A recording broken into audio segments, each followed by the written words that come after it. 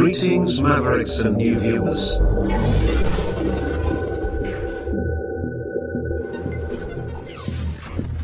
Tonight, direct and live from the Maverick News Network World Studios. This is Maverick News with Rick Walker.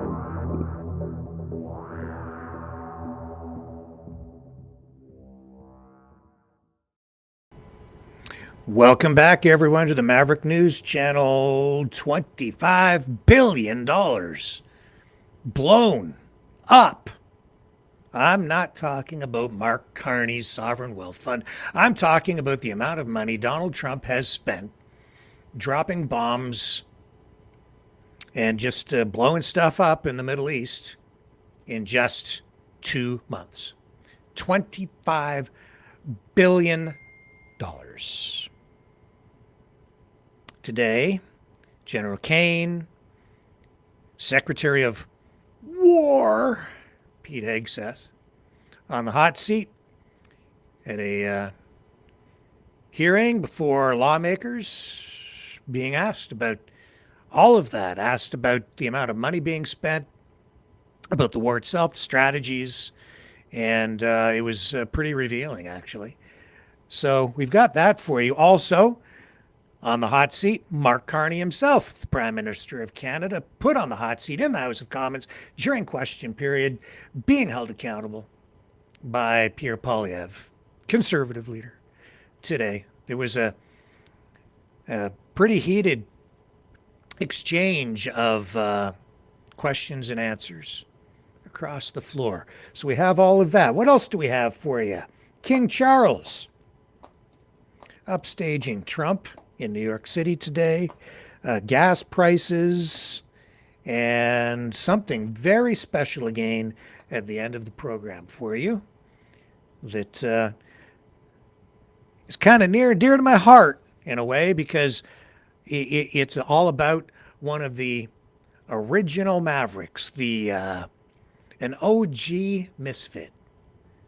I'll explain all that, and we'll have a whole lot more as we work our way through the top news stories of the day right here on the Maverick News Channel. Don't go away. Be right back after that.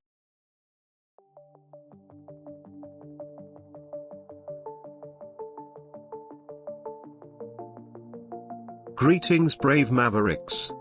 Our quest for truth continues. We go beyond fake news. Together we expose propaganda.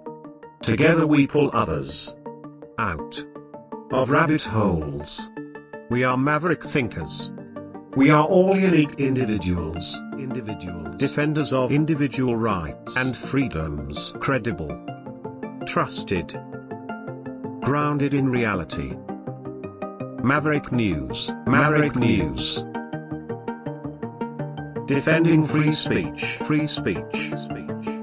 Donate at freedomreporters.com. Do it now. Tomorrow may be too late. Maverick News. The world is watching.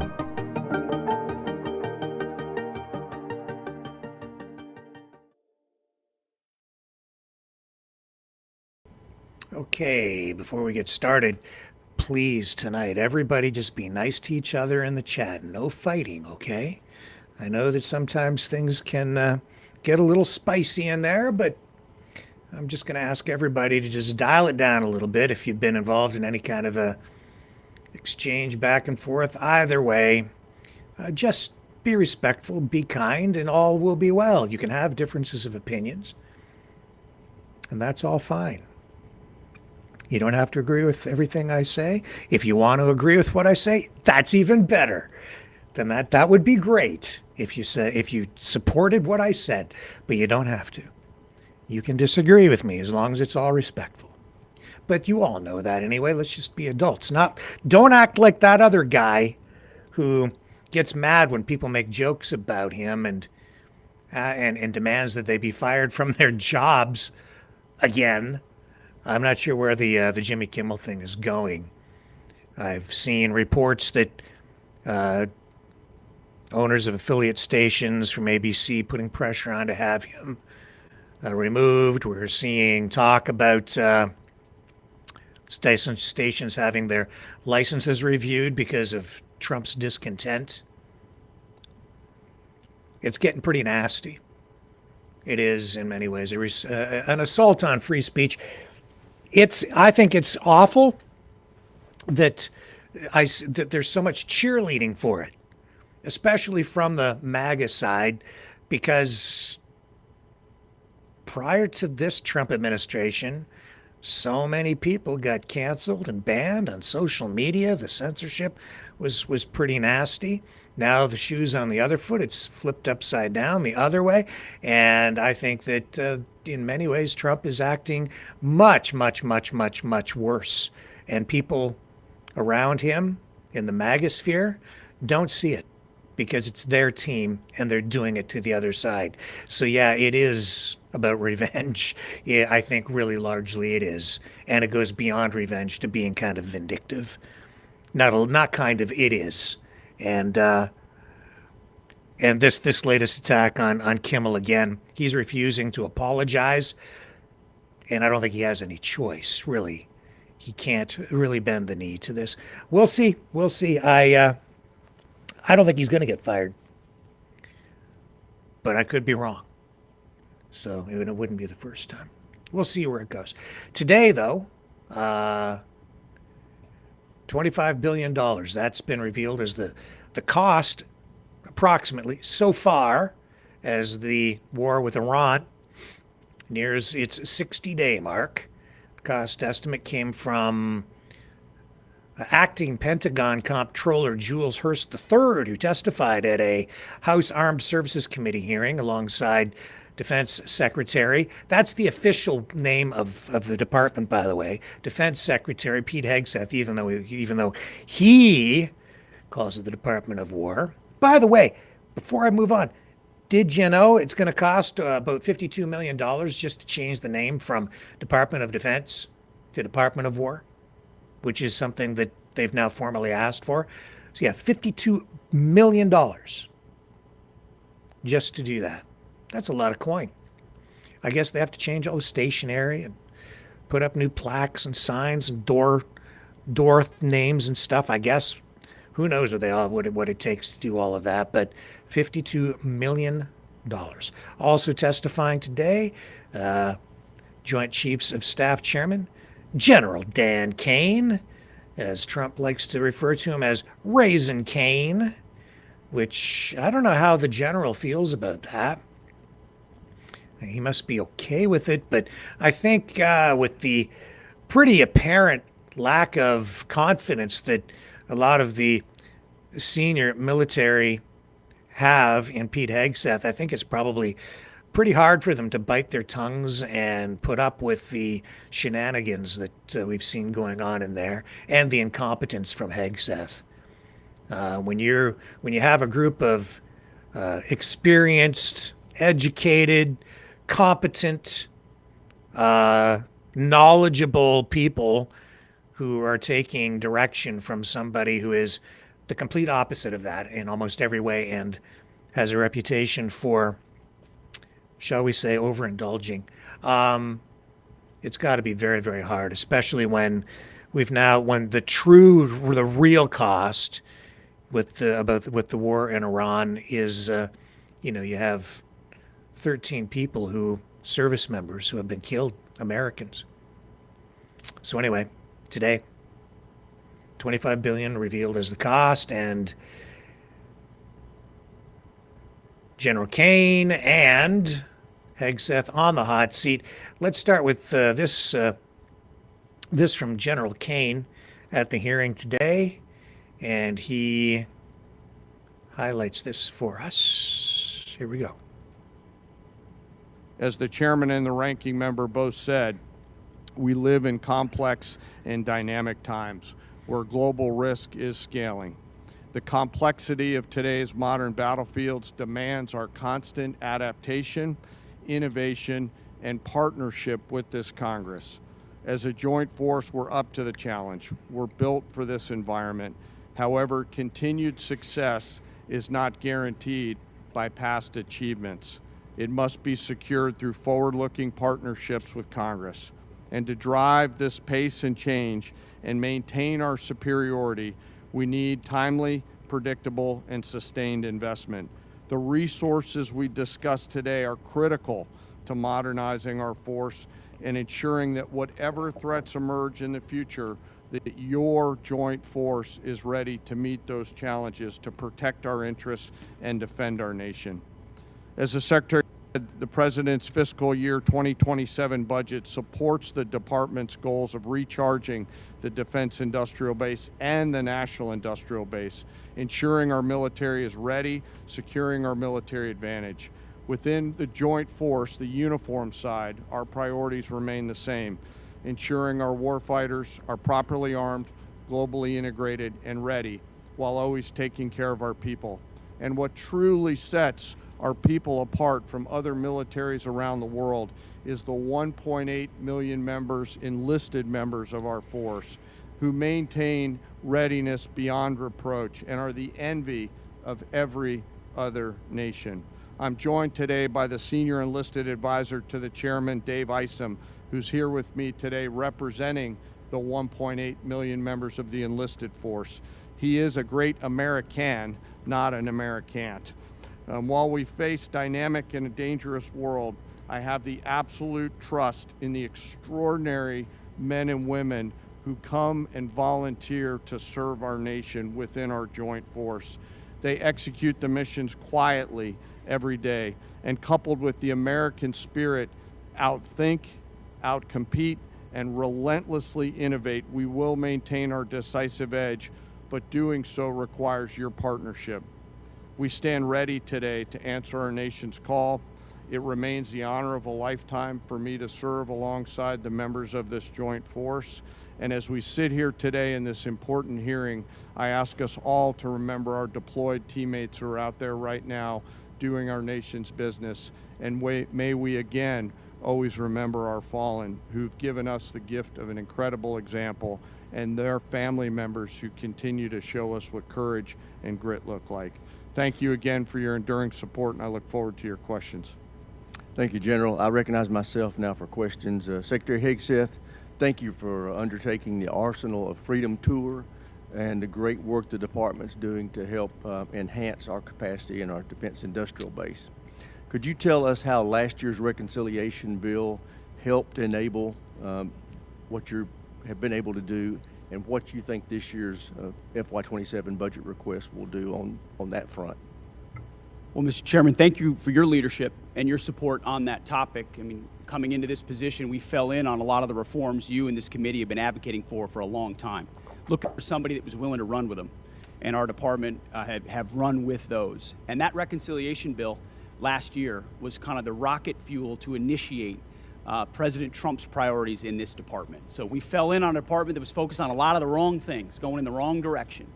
And with reconciliation, we were able to put $22 billion in shipbuilding, $22 billion into Golden Dome, $25 billion into munitions, established drone dominance, which we're continuing to do this day in this next budget funds. So getting in front of that budget cycle, which had been notoriously unpredictable, coming out of the continuing resolution of FY25, to fund this and then a historic bill in FY26, laid the groundwork for this historic budget to ensure that we're not coming at a cold start here. We came into this administration. Reconciliation was a beautiful tool. We were able to use that through that one big beautiful bill to fund the priorities of this department. We spent on $4 billion on barracks, started immediately getting after the quality of life of barracks.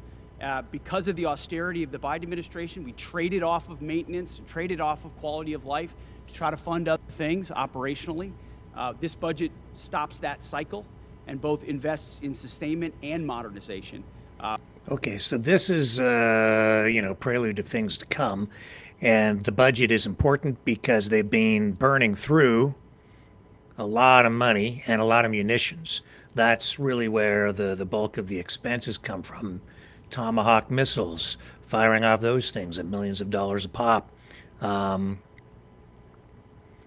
so they are working on a budget that will allow for rearmament to build back what they've been blowing up They spent like 11.3 billion in just the first 6 days of the conflict with Iran. Let's go back here now, and with that in mind, Hegseth continued to be grilled on cost. With that, I yield to the ranking member for any questions he may have. Thank you. Mr. Hurst, drag you into the conversation here. We have not yet received from the Pentagon the costs of the war. So just for the record, we'd like to get that as soon as possible. Certainly the munitions expended, but also underreported is we've had a fair amount of equipment destroyed, including 2 C-130s with the rescue of our downed airmen. So do you have either A, a cost estimate coming to us anytime soon, or B, a specific supplemental request? Thank you for that question. So approximately at this day, we're spending about $25 billion on Operation Epic Fury. Most of that is in munitions. There's part of that is obviously O&M and equipment replacement. We will formulate a supplemental through the White House that will come to Congress once we have a full assessment of the cost of the conflict. Sure. So you're saying the full cost at this point is $25 billion? Yeah, that's our estimate for the cost. Okay, interesting, because I'm glad you answered that question, because we've been asking for a hell of a long time and no one's given us the number. So if you could get those details over to us, that would be great. Mr. Secretary, you mentioned the nuclear aspect of Iran and the war. And it is worth noting that every president prior to this one, including President Trump in his first term, also prevented Iran from getting a nuclear weapon without actually having to go to war in Iran. So we need to keep that in mind. But also, since the war started, Iran's nuclear arsenal has not been weakened in any way. And at the moment, in negotiations, what Iran is saying, basically pay us to open up the strait. That's their position, which is completely untenable. I agree. It's worth noting, of course, that the strait was open before the war started. Now we're negotiating to get back to status quo. And Iran's most recent offer is to say, we'll talk about nukes later. So what is the plan to actually turn all of this lethal kinetic action into an improvement in the nuclear situation? Because we haven't gotten there yet. Play it out for us. How does that happen? How does it actually lead to that result? Well, I would take issue with the premise of the question that nothing was done. Operation Midnight Hammer was a very effective. Well, I didn't say nothing was done. I said in this war. Ultimately, this war started. well, this under this administration, unlike other administrations, which cut bad deals and pallets of cash with no ability to oversee whether Iran is actually pursuing a nuclear program. Which is where if we we're want at. to litigate JCPOA or the Iran deal, our view, the president's view, is that was a very bad deal. Okay. It gave them a That's bunch the of money up past. front. What's the future? To fund, you talked about negotiated deals. Allowed them to fund their proxies and spread Hamas and Hezbollah all around the region, build up nuclear capabilities. Great. What are we going to do now? President Trump has been clear-eyed, from the killing of Qasem Soleimani to the pulling out of the Iran deal to Midnight Hammer and now to this effort to recognize that you have to stare down this kind of enemy who's hell-bent on getting a nuclear weapon and get them to a point where they're at the table giving it up in a way that So they never have it. So they haven't broken yet. Okay, we haven't gotten there yet for all of the. Well, their nuclear facilities have been obliterated, underground. They're buried, and we're watching them 24/7. So we know where any nuclear material Reclaiming might my be. time for We're just a watching quick it. second here. We had to start this war, you just said, 60 days ago, because the nuclear weapon was an imminent threat. Now you're saying that it was completely obliterated? They had not given up their nuclear ambitions, and they had a conventional shield of thousands So of missiles. Operation Midnight They're at the Hammer weakest accomplished moment. nothing of substance. It left us missing- at you're exactly missing the the same point. place we were before. So Their, much so their that we had to facilities start were a bombed war. and obliterated.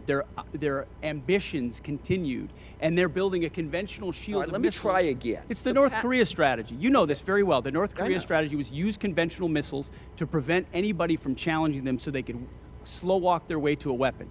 President Trump saw Iran at its weakest moment, took an action to ensure, in a way that only the United States of America could do with our Israeli partners, And yet to they ensure their still haven't given conventional up the nuclear. shield was All right. brought One to other heel, which question, we've done. if I could get to it. So on Ukraine, a year plus ago, your advice, the president's advice, was Ukraine had no cards to play.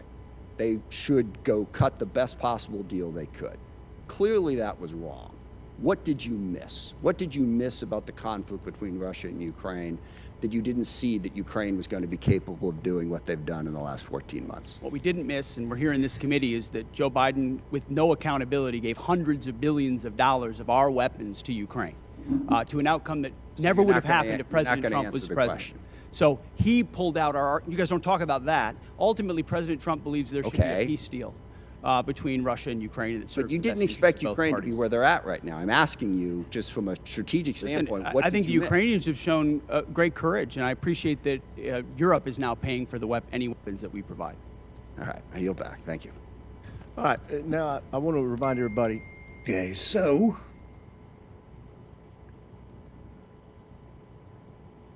the questions continued, the friction continued.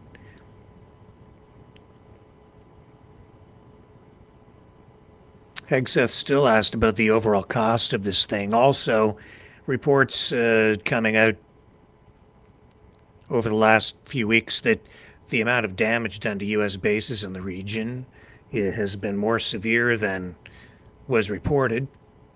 President Trump also saying they're going to go after the media outlet that he says leaked the information that one of the airmen in that F-15 that was shot down had been stranded inside Iran and needed to be rescued. He's not happy about that. He's saying that information was leaked. It was a national security matter, and it looks like there could be ramifications over that.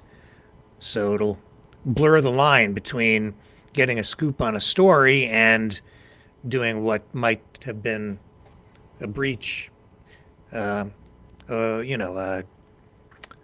that maybe went over the line and put lives at risk. So that's something, as a journalist, I've always been mindful of. You have to put sometimes the needs of the one or the few ahead of, or the needs of the many ahead of the needs of the. You know what I'm saying? It's just not right to spill the beans. Loose lips sink ships. That's the best analogy. In any event, tough questions. Hegseth, not really, I don't think he's very smooth with the answers, not really satisfactory to many, because the strategy that has been used here from the beginning clearly has not worked the way Trump was hoping, because we're in a worse position tonight than we were before the war started, as was just pointed out.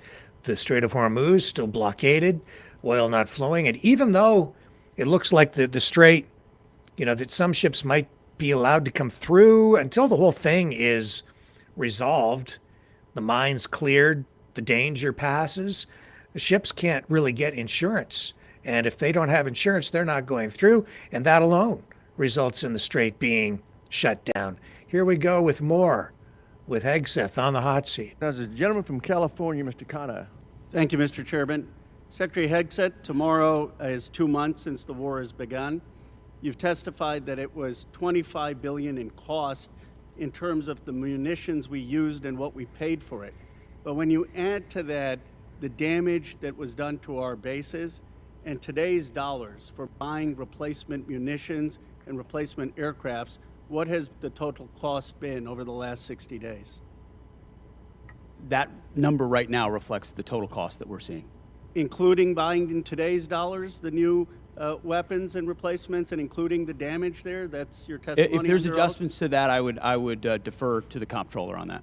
And how much are you seeing in terms of, are you asking in terms of supplemental funding just for the Iran mission from this committee? If and when a supplemental is submitted, Yeah, how much? the majority of it would not just be for, would not be But for what Epic would be Fury, the it would be ballpark for Iran?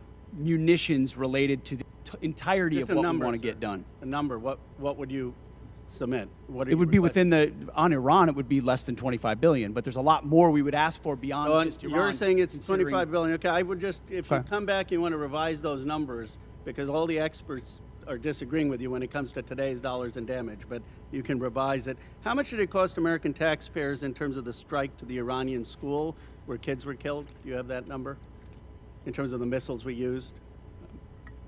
As I've said, that unfortunate situation remains under investigation. You don't know how much it 15-6 costs the investigation, but I taxpayer? wouldn't tie a cost to that, to anything. It's a reasonable question, no, sir? I mean, our taxpayer money was going there. Do you know how much it will cost Americans in terms of their increased cost in gas and food over the next year because of the Iran war? I would simply ask you what the cost is of an Iranian nuclear bomb. I'm going to give you that I opportunity. would simply ask you what the. You're but, playing gotcha sir, questions sir, about no, it's domestic not. things. I'm not. You're saying it's a gotcha question to ask what it's going to be in terms of the increased Why cost won't of you gas answer what and it food? costs to prevent Iran from getting a nuclear bomb? I give you that, sir. But let me. What if you would could it just cost? ask my What would question. you pay to ensure Iran doesn't But get a nuclear can you- bomb? Do you? What would sir, you pay? I reclaim my time. Do you not know? You had no one do the analysis of what the increased cost of gas and food on the American people are going to be? What is the cost Let of me- Iran let me give holding you the that number. straight at Let me issue give with you the nuclear number. weapons? It's $631 billion, which means it's an increase of $5,000 a year for American households. Now, let me give you this point. You're saying that your operation is preventing a nuclear Iran. Will you acknowledge that there is an economic cost to the American people for doing what you believe is necessary to make Iran denuclear? Will you acknowledge the economic cost? We have an incredible economic team that's managing this better than Yeah, but what the previous but to administration did to our acknowledge that- economy, to acknowledge what the there's a previous cost. administration You- did you with don't even inflation, know what the- you know what what's the previous upsetting? I reclaim administration my did with time. You know, COVID, Secretary- and you're going to Secretary, lecture this I reclaim administration my about the time, sir. economy? You know what is upsetting to me? Incredible. You didn't even do the analysis on how much it's costing the American people. It's one thing if you said, okay, it costs the American people $5,000, but we think it's worth it. That's what we've done in World War II and other wars. Here's what it costs. You got to pay for it. You don't even know what the average American is paying. You don't know what we paid in terms of the missiles that hit the Iranian school. You don't know what we're paying in terms of gas. You don't know what we're paying in terms of food. Your 25 billion number is totally off. It's the incompetence. It's the incompetence. Let me ask you this. Certainly, maybe here we'll find agreement. There was still 440 pounds of low-enriched uranium, correct, when President Obama, after the JCPOA? Is that accurate? The amounts and types are classified. Okay. Will you acknowledge that there were 970 pounds of uranium enriched after Trump tore up the JCPOA? The JCPOA was a terrible deal that allowed Iran a path to I a know nuclear bomb. You deal with vague platitudes. I'm asking you about numbers. Like you don't know what gas costs, you don't know what food costs, you don't know what the operation costs. You know, I get sound bites, but how about numbers? Do you know how much the enriched uranium was after you ripped up the JCPOA? Trump did. I'll give you a number. I know that, as was stated by early on, the price of gas is twice as expensive in California, your home state, as anywhere else in the country because of the horrible policies your state pursued. You know what? It used to be that type of stuff worked, and then you started to lose the people that you campaigned you wanted to be for, because you said you wouldn't get us into bad wars. You said you would bring down the prices. You know what I'm sad for? I'm sad for all the people who voted for Trump. I'm sad for them because you betrayed them. You betrayed a lot of that MAGA base. And you know who knows that? J.D. Vance knows that. Gentleman's time's expired. Chair now recognizes the gentleman from Nebraska, Mr. Bacon. Thank you, Mr. Chairman. Yeah.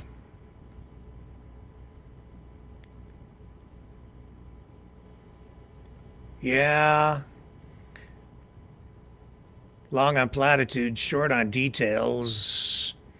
And it is, to win countries don't win wars. Or I shouldn't say armies don't win wars. Countries do. Like the people, the economy, the productivity of people. Everybody contributes. You have to have the country behind you. It costs. Everybody has to make a sacrifice when something like this goes down. And that's what needs to be factored into everything you do. You need to cost this stuff out because you need to see how much depth you have.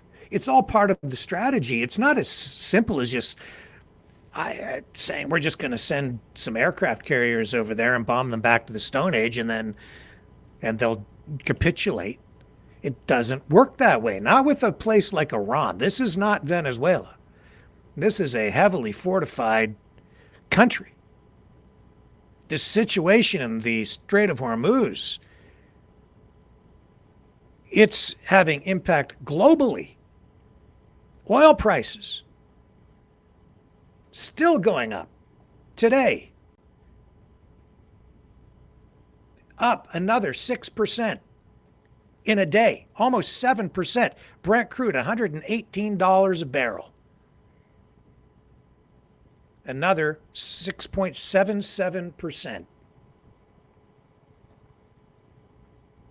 That's translating into much higher prices at the pump as well. I'm going to take a quick break, come back on the other side. I'll show you how much.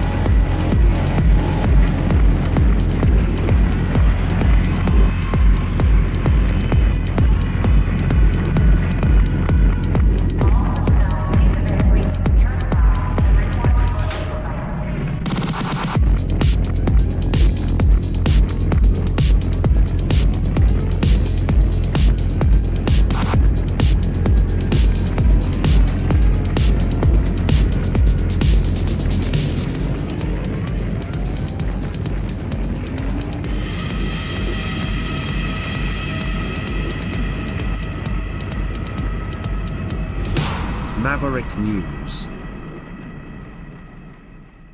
The world is watching. Let's check those gas prices. Okay, first we'll take a look at the Canadian side. Actually, let's do the U.S. side first. And Hegseth, of course, stating what everybody knows, gas prices highest out in California, and that is because of high taxes and government policies, state policies, on top of federal policies. So gas prices hitting their highest level in 4 years, spiking over $4 a gallon on average nationwide tonight.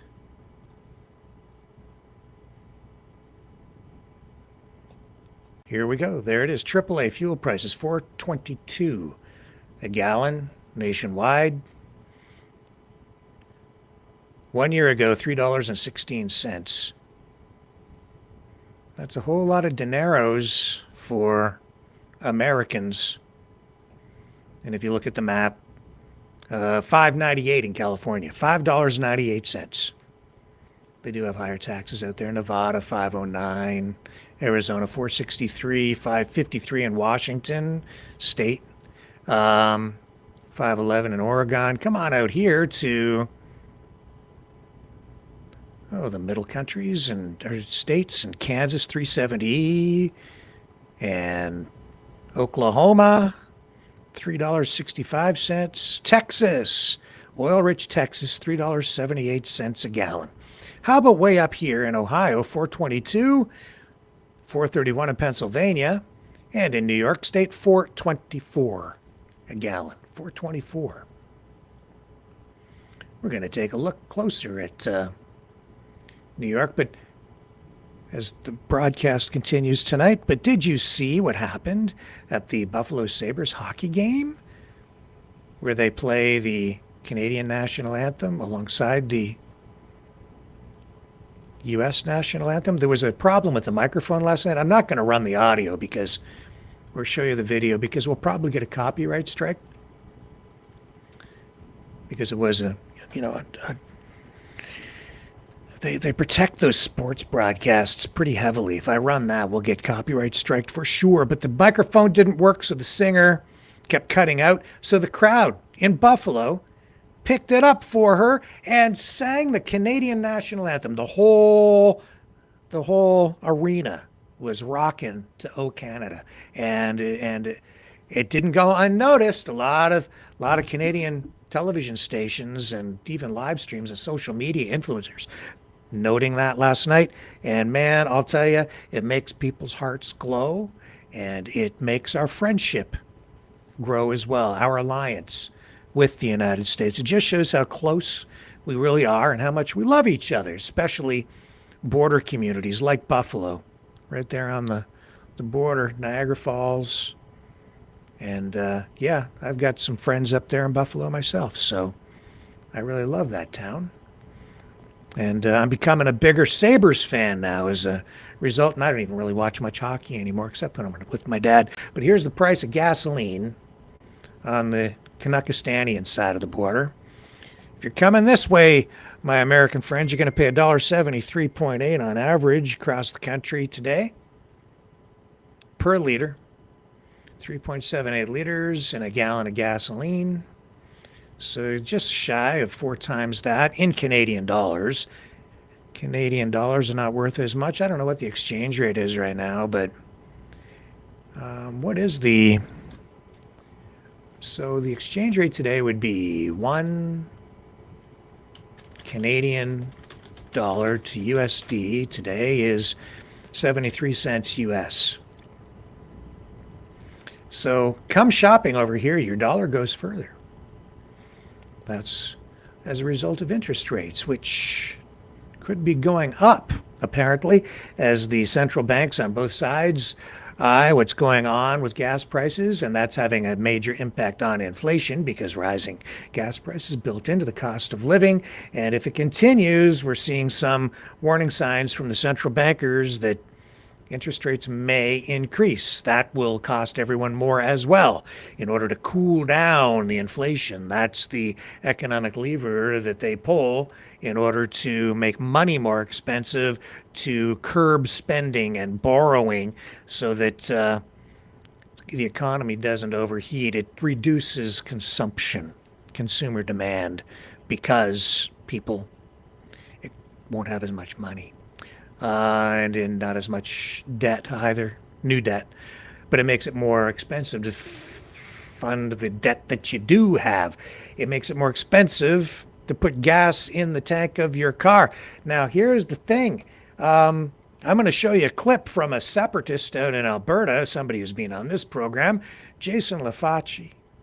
He made this video today, and I'm going to comment on it, talking about gas prices. He woke up this morning, I guess, went out, saw what was going on, and he said this.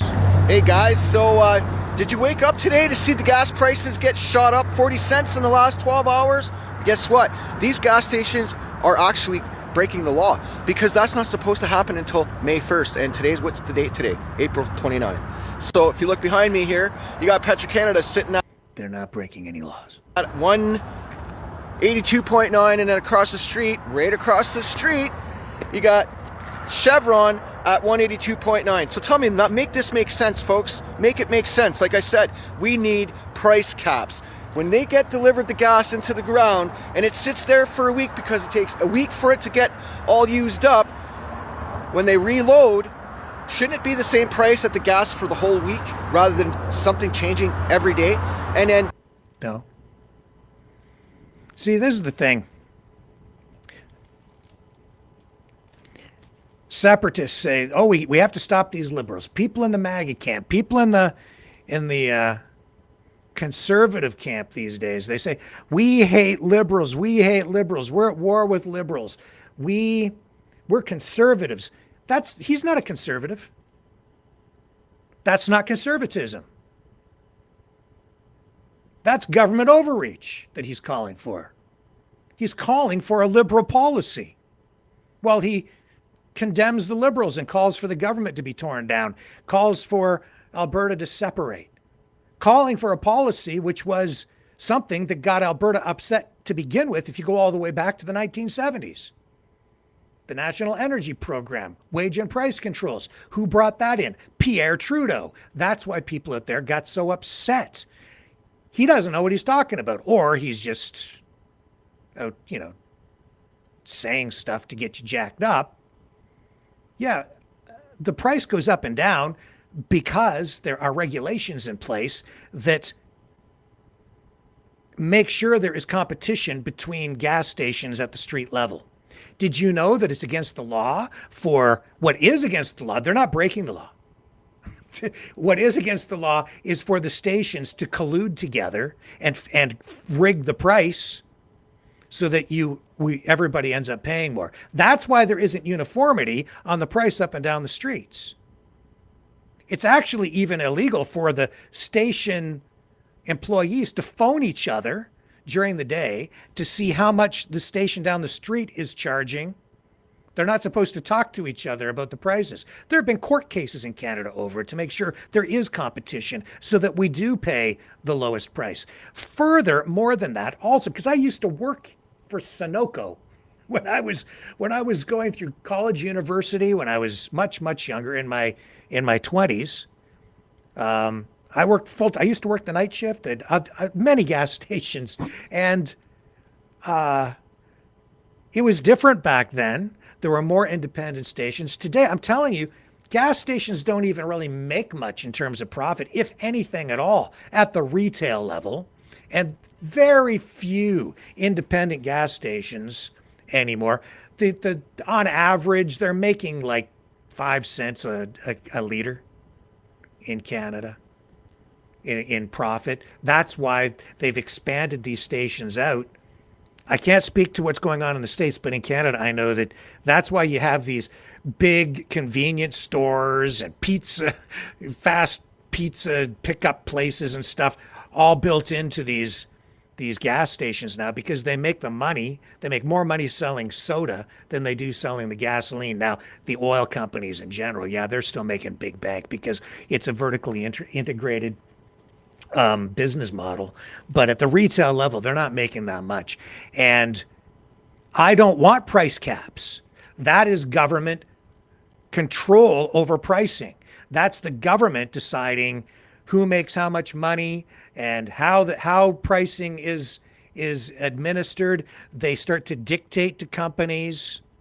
No, the market will keep the price low, keep profits low based on how much the market will bear. And the price jacked up. He's saying that it's not because of the war in Iran, which is clearly not true, because prices are up all over the world as a result of the war with Iran.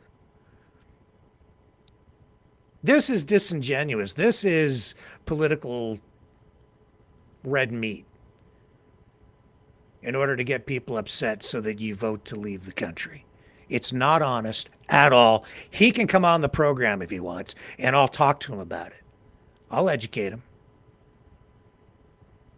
I suspect he maybe knows already, but he's saying it anyway. It's not true. Prices are up because of less supply, higher oil prices, 118 a barrel. That's why. When it was like $40, $50 a barrel, it's $1.70 here now. It was, I guess, in where he is out there in Alberta today, it jacked up like 40 cents a liter.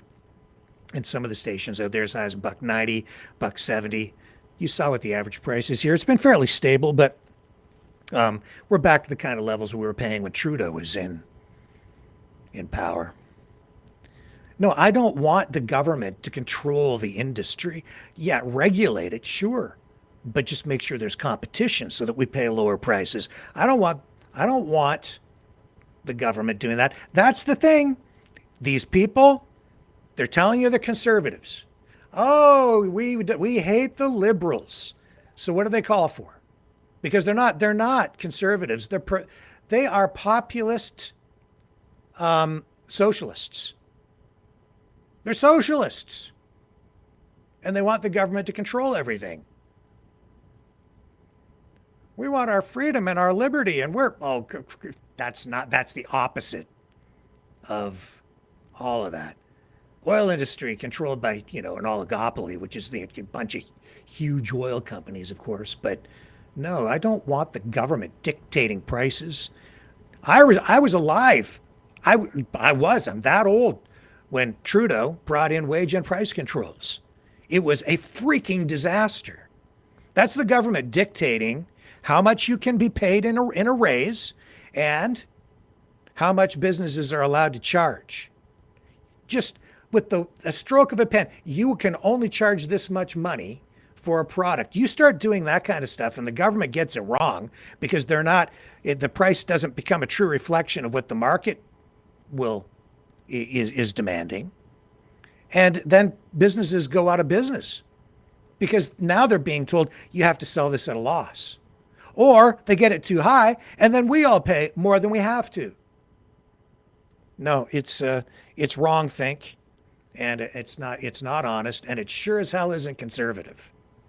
This is what I keep trying to tell everybody, but people are so blinded by the emotion, so blinded by the tribalism, that you just, not say you, I mean a lot of people on the populist pseudo-conservative side, the fake conservative side, you're brainwashed.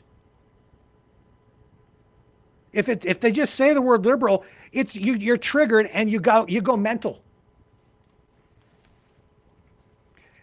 It is what it is, what it is. The policies are the policies are the policies. They're either good, they're bad, they're socialist, they're free market capitalism, they're somewhere in between.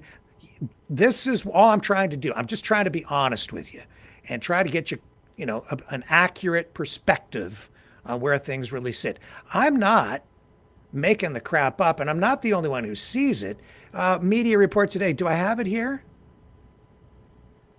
Yeah, I think it's right here. Right here. I keep telling you this, that Carney is more conservative, I think, than Poilievre on the economic side. I'm not talking about some of the more progressive social policies. That's a whole different ball of wax. And we haven't even been going down that road with him at this point because we've been dealing with all these economic issues, trade, oil prices, budgets, economic and updates like we got yesterday, the Sovereign Wealth Fund, all of this stuff. Well, here's look at this headline from Global today. Carney's economic update gives more Harper vibes than Trudeau. I didn't write it. This is an outlet that has not really been, a media outlet that hasn't really been that friendly to the Liberals at all. Global? Mainstream, but not really pro-liberal. I wouldn't say that at all. They run a lot of stuff on there that's highly critical and puts the liberals under pretty intense microscope. There's your headline. And they're quoting political figures across the country, including some conservatives who are, much to their chagrin, upset because Carney's taking the wind out of the sails of their platform. And some liberals aren't even happy because they feel like it's too conservative. But you assess as you will. I'm just calling it like I see it. And having the government control prices, that becomes a centrally planned economy. That's frickin' communism. Economic communism, aka socialism, but no, like socialism is programs. That's budgets for social programs. Price caps, that's total government control over an industry. Like that, it's controlling one of the main economic factors in determining, supply. You manipulate the price, you're going to affect the supply. It's going to have a direct impact on your pocketbook and the availability of fuel. You're going to have gas. Oh, my God. What a disaster that is. Same thing with rent controls. Misguided. Every time they do it, every time they try it, it results in housing shortages because people stop building rental properties and they divest from them. It's an economic reality. You can look at it. You can't frickin' do that.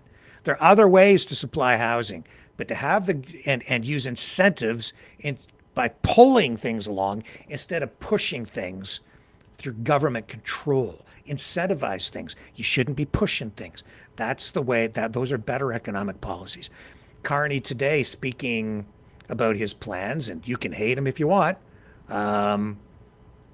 And you can say, like the conservatives keep saying, he hasn't done anything. He's not doing anything. Nothing's done. Everything he says is a lie. It's not true. They haven't achieved anything. Here he is again, stating, while speaking to skilled trades at a conference today. Where did it go? I got to find you there, Mr. PM. Do we still have you up? Yeah, it's right there. There it is. It's got to be this tab. Yes. Right there. So he was in Ottawa today speaking to the people who build the country. The skilled trades folks, the plumbers, the carpenters, the construction workers, home builders. And he's telling them exactly what the government has done and what they're going to do. At least this is his plan and some of what says he's done. I'll leave it up to you whether you want to believe it or not. To build Canada strong, we're catalyzing a series of nation-building projects in energy, trade, critical minerals, transport, data, and beyond. And the work's just starting. Give examples. Last spring, construction began on the Darlington new nuclear project here in Ontario. This month, we broke ground on the Contrecoeur terminal expansion at the Port of Montreal. This summer, there'll be shovels in the ground in the Mackenzie Valley Highway in the north.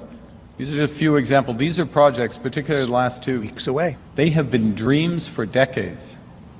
Dreams for decades. We've been talking about the Mackenzie Valley Highway since I was born. They are becoming realities within months.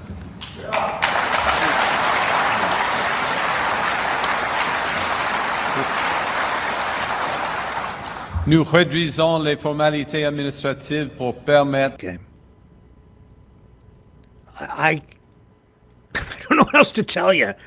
He comes out, he says these things, then people say he's lying or he's not happening. They just ignore it. Then media releases come out. They have news conferences. They stand right in front of the projects. The construction workers are there. The equipment's there. And then I still hear people saying he's not doing anything. It has nothing to. I don't know what else. I don't know. It's weird. It's weird how people just can't see. I'm not saying everything he's saying is absolutely true. I'm just telling you what's going on. I'm just telling you what's going on, man. Don't shoot the messenger. If you don't like it, I don't know, plug your ears for a minute till we move on to the next story.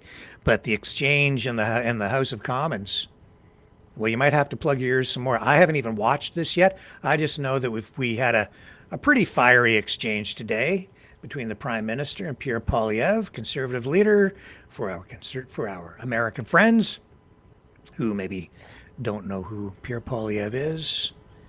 This is the way it works up here in Canada. In Parliament, question period. Oral questions, questions orales, the Honourable Leader of the Opposition. He's been waiting for Carney to come back. Plus de coûts, plus de... More costs, more taxes, higher debt.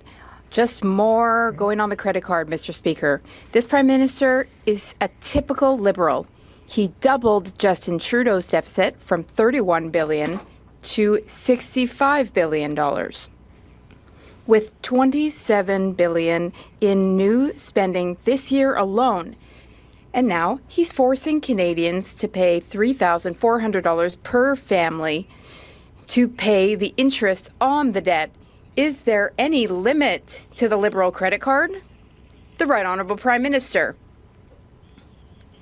Mr. Speaker, there is no limit to opportunities and possibilities for Canada. The spring economic update is just the next step in our plan to make Canada stronger, more resilient, more independent. We are implementing half of our initiatives to strengthen affordability, to make life more affordable for Canadians. We are also enhancing and strengthening our fiscal position, which is the strongest in the G7.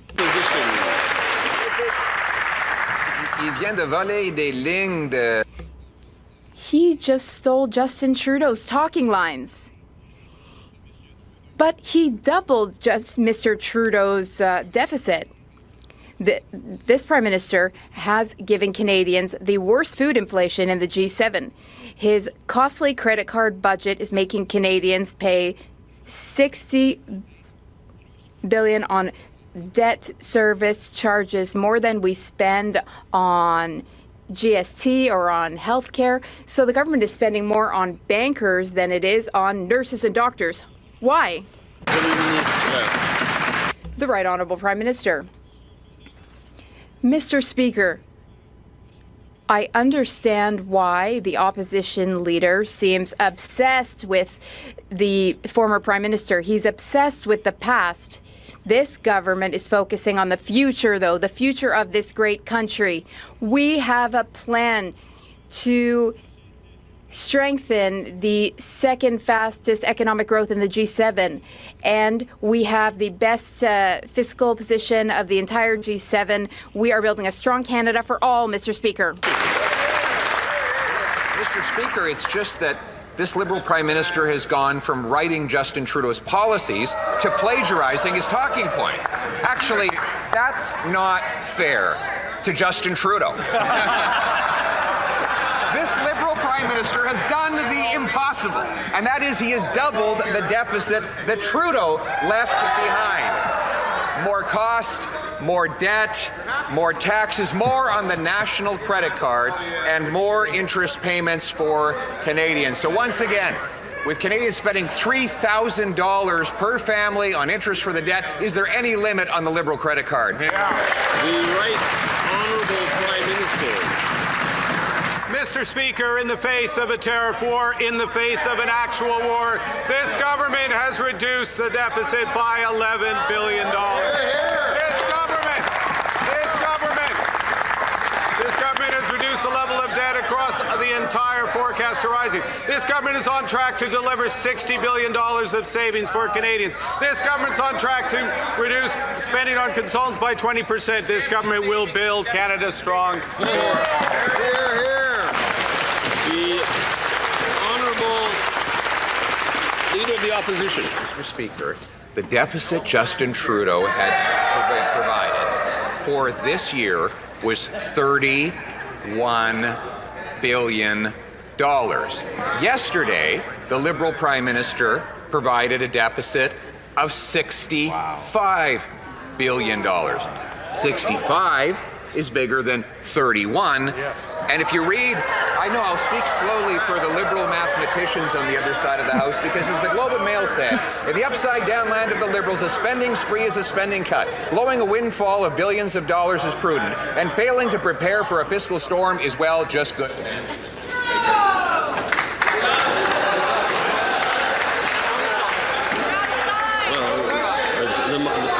Time's up.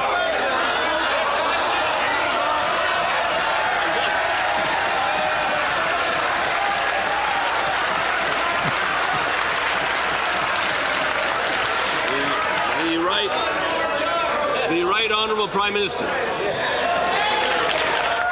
Your time is up here. In many ways, it's up. Mr. Speaker, I won't go there.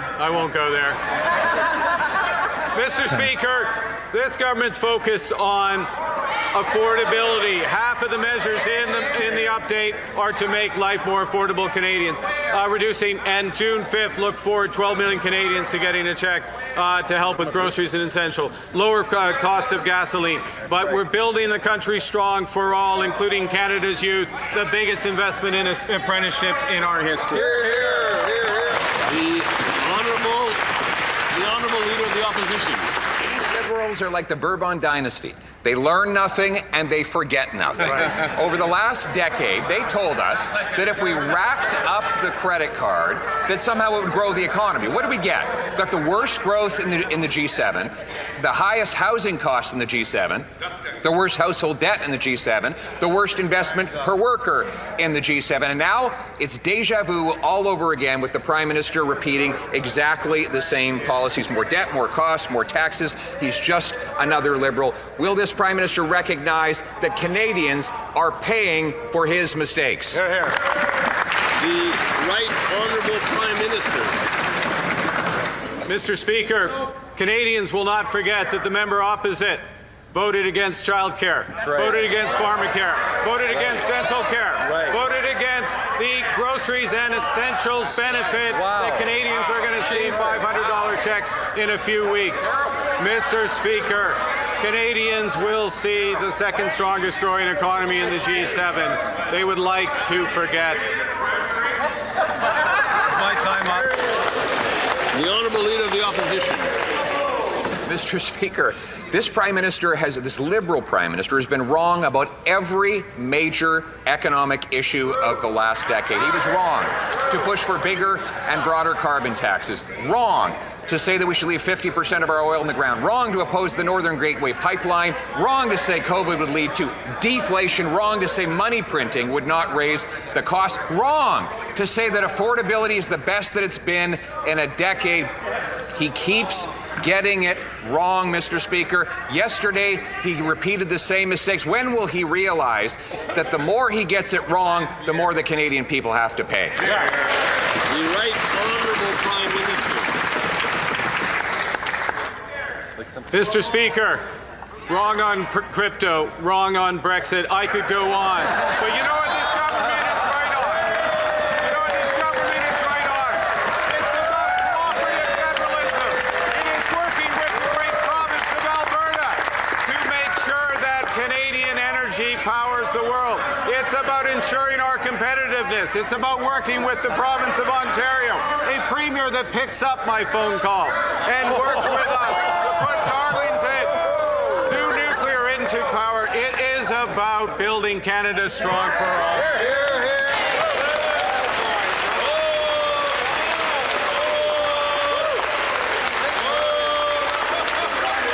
L'honorable député de... The Honourable Member for Belleuil-Chambly. Okay, enough. Mr. Speaker. Enough for today. The It's quite a show in there, isn't it? I took note of a report, too. I wasn't expecting to talk about this, but the Liberals in Ontario, leaderless, provincially, now leading the Conservatives of Doug Ford in the polls, which I think is surprising, kind of weird, but I think sometimes those polls are confusing to people, and a lot of people maybe don't make a distinction between federal and provincial unless there's an actual election on. So I haven't seen the details of the poll itself. I just saw the headline today, but I thought that was, well, it was unexpected, honestly, because of the state of the Liberal Party in Ontario at the moment. So we'll see where all that goes too, because Doug Ford, pretty vocal on the trade file. And my question to you guys is, how many of you know the difference between the federal debt and a deficit? When we're listening to an exchange like that and they're talking about all the, these economic issues, does anybody, do you guys know the difference between the debt and a deficit? Anyway, I'll leave it in there. Maybe I'll review the chat later, maybe after the program. Let me know if you know. I can explain it another time. It isn't that complicated, but I think sometimes these exchanges take place and people get focused on the fireworks, but don't really understand the issues because they don't understand how economics or even how government works on some one level or another, and then they make wrong assumptions. Speaking of the economy, there is this story as well in Canada about Rogers Communications. Of course, they're big into all broadcasting, one of the biggest broadcasting cable communications companies, cell phones, all things communications. They're looking to lay off as many as 10,000 employees countrywide. I think that's almost half their workforce, isn't it? I'm pretty sure it's close to about 40 or 50% of their whole workforce as they look to cut their spending by capital spending, 30%. Yeah, that's their goal because of uncertainty in the economy and changes in the industry. Possible as well that interest rates could be going up, as I just indicated, because of the higher oil prices. And if that happens, they'll have more difficulty financing their debt. However, I'm gonna let you in on something from a kind of a personal perspective on this.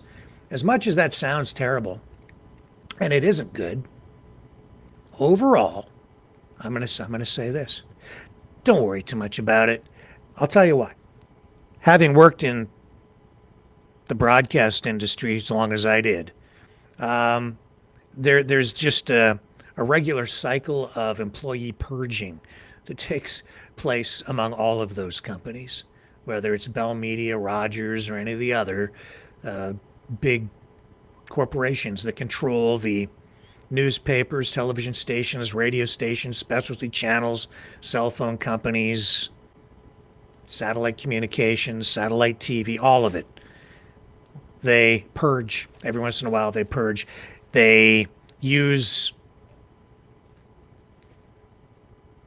an excuse. They'll come up with an excuse to go through this, to do an end run around a lot of the union agreements that they have, and then they can turf a lot of, I'm just telling you that they do it to get rid of a lot of like mid-level or mid-seniority employees so that they can reduce their long-term liabilities on pensions and things like that. And also because people go up and up and up the wage ladder. So I've seen it done so many times that I lived through it. I survived many of them. And I can tell you stories about it. But that's why working in radio and TV in Canada can be so unstable. People coming and going, especially in radio. Over the years, I saw so many people lose their jobs. So many. And then they just bring in a whole fresh crop of young people from community colleges and the programs they go through. And they work for a few years and then they move on to. And it's okay because it primes you. It gets you ready for other careers, other jobs. It's a huge education working in media, especially in the news business. Every day I was out there, I was learning things every single day. It was like going to school. And in that way, it was really very much a privilege because as the eyes and ears of the public acting in that capacity, you get to go places, see things, do things, meet people, see behind the curtain. You get to go where other people do not get to go. And you see the inner workings of things. You really do. Yeah.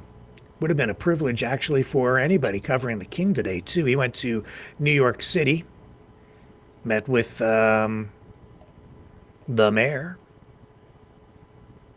of New York, Zoran Mamdani. We're going to get into that in a minute. I want to come back here, though, first. Speaking of the King and thinking of Britain, 3 men, I told you about this trial yesterday. Just going to touch on it briefly. It's because there were some people out there trying to, they were spinning up a narrative that there was a deep, dark conspiracy where the mainstream media was trying to keep this whole trial secret of these 3 men on trial at the Old Bailey, accused of carrying out a series of arson attacks on properties linked to Prime Minister Keir Starmer. Somebody corrected me the way that I've been saying that. I know I say it wrong. It just comes out that way. I say care because it's my Canusa accent, my Canada USA accent, having grown up so close to the American border. It's the way I read words. With a little Spanish influence in there from some Spanish courses that I took, which I can't remember squat about how to speak Spanish anymore because I never used it for so many years. So yeah, I've been saying care. It just comes out. I know it's Kier, but it's kind of like Kiev or Kiev. How do you want to say that? Tomato, potato, care, Kier. Anyway, I apologize to the Prime Minister for saying your name wrong, Mr. Starmer. I'll say Mr. Starmer, and I'll try to avoid calling you Care Starmer anymore. Anyway, this story, I'll update it because today they did get into testimony. As a result, there has been mainstream media coverage of it. What they were doing the first 2 days of the trial is they were dealing with administrative things, jury selection. So there was no real evidence presented.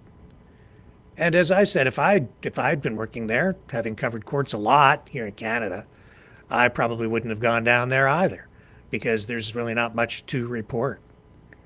And as much as it got a lot of attention when the arsons took place, 2 homes, one a former home of Starmer, another one that he still owned but was renting out because he'd moved into Downing Street, and there was a car, an SUV that was set ablaze as well.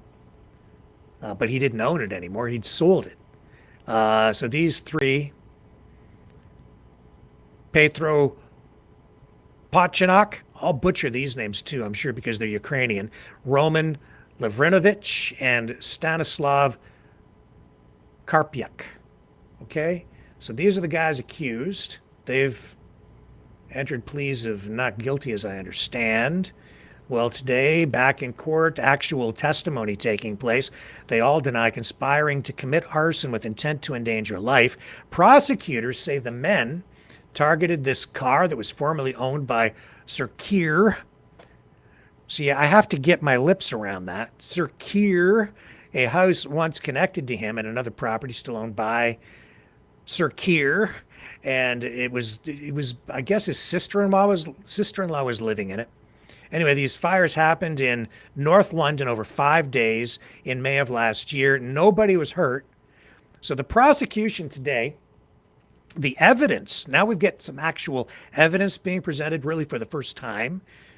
So this will begin to shed light on the mystery surrounding all of this. Many speculating, a lot of theories and even conspiracies surrounding all of this. Well, today, the evidence presented by the prosecution, and we still don't have a verdict yet. This is just the beginning. The prosecution told the court that the 3 men were allegedly recruited and paid by a mysterious Russian-speaking handler on Telegram. And they have the digital evidence to back this up, and this is what was presented in court today. And this person was known only as El Money. So jurors heard the men were offered cryptocurrency to carry out these attacks, with one allegedly being promised £2,000 to torch the car. So this trial is supposed to last 2 to 3 weeks. And we have to go back this way.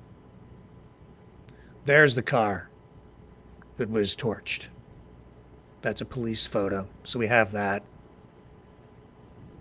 And the saga continues. And I'll see what else comes of it in the days ahead. I did dip back into it today to update you because I know that after touching on it last night, and it did seem sort of weird that a lot of the old stories have been purged from the internet, cleansed, and it did seem weird that there wasn't more media attention focused on the first couple of days of a trial that had received national and even international attention. However, I think my explanation sort of holds, and today, lots of mainstream media coverage on this. So kind of coming back into light, but I'm still not completely off the,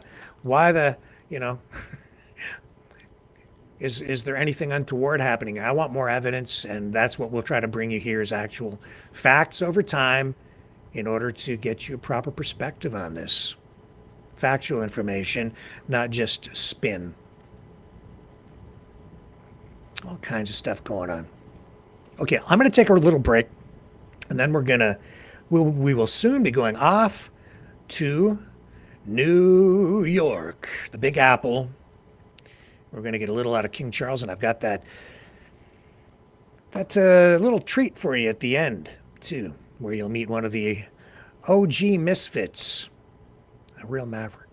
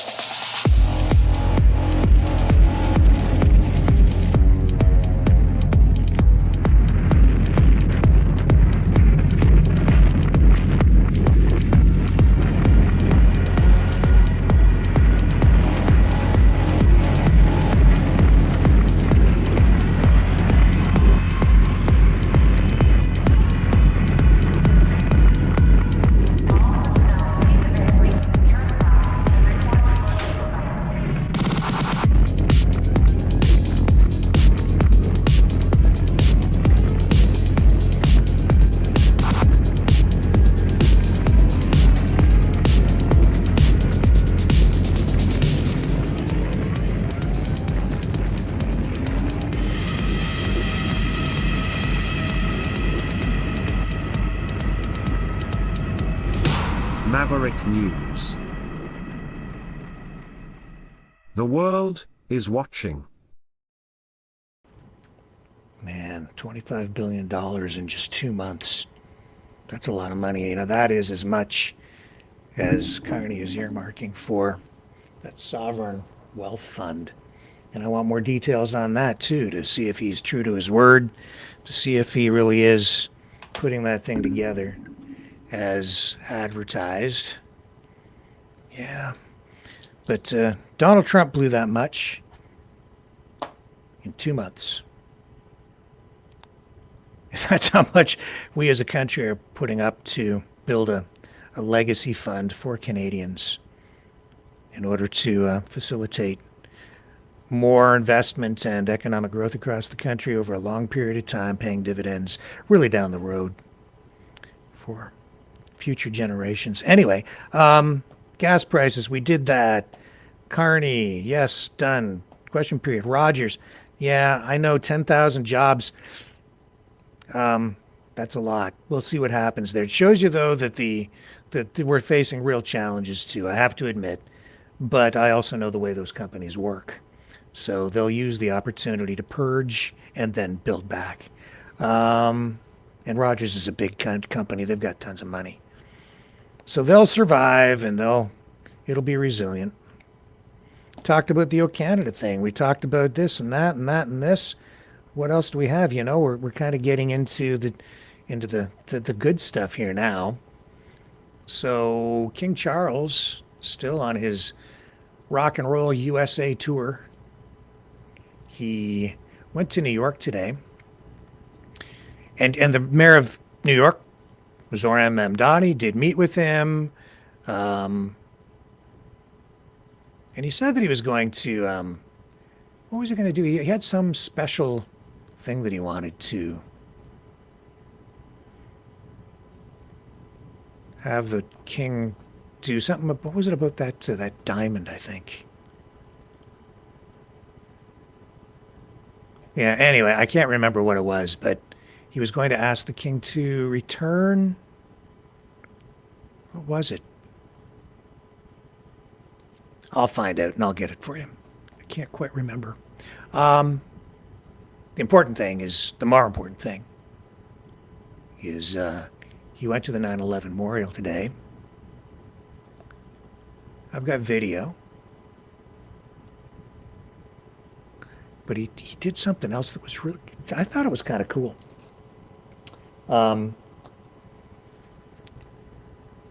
He didn't just go to the memorial. As part of the memorial, they have a community garden there. And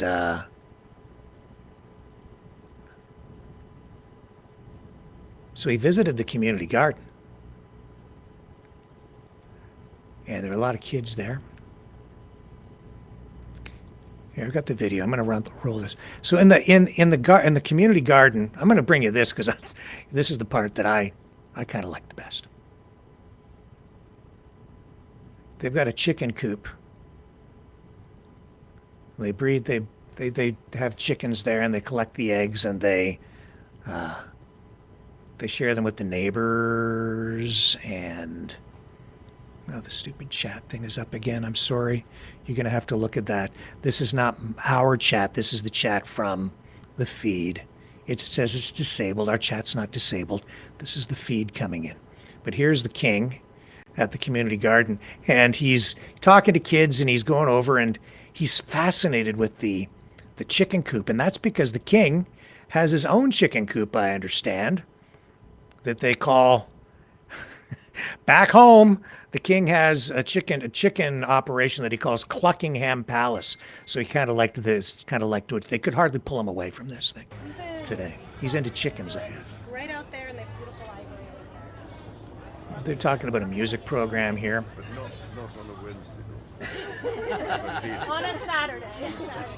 A little more of a weekend. I've added you first. Exactly. Yes, the chickens are over to the left there, see? Go ahead. We are the ASCAP Foundation, where we provide songwriting. Lovely to be here. Patricia Leonard, the executive director. What we do is support the next generation of extraordinary composers and songwriters and lyricists. We also Bunch of believe school that kids there, so they're music talking about education schools. should be access for everybody, and that's why being here with Harlem Grown today is so important to us. Because we provide guitar instruction. Yeah, this is called Harlem Grown. Which is bringing This is what the name of the community garden operation is all about. So you do it here? We do it here, yes. Or in the building?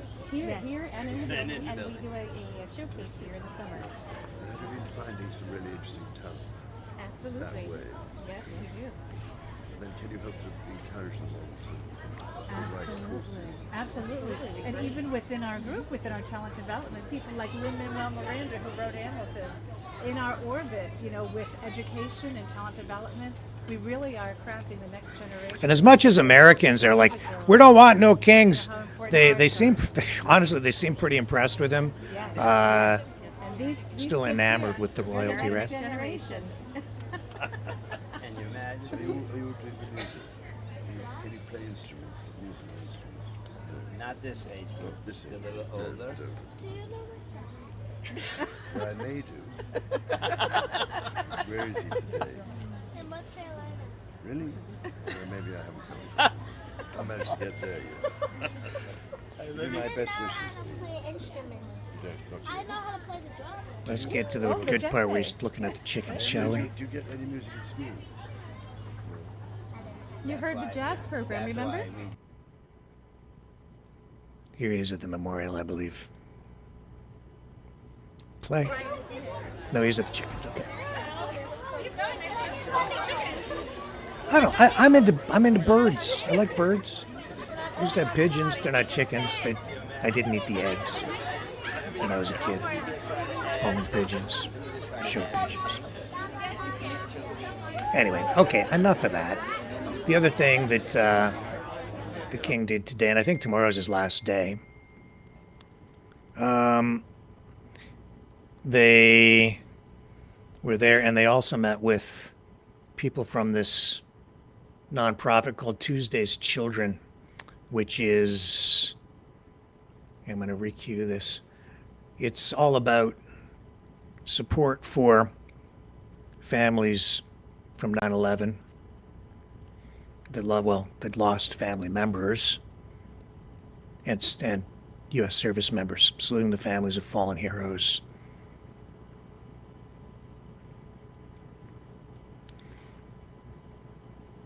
So that's what he was doing there today, too. That's what the king does. He goes from country to country, community to community, and that's his job. Diplomat.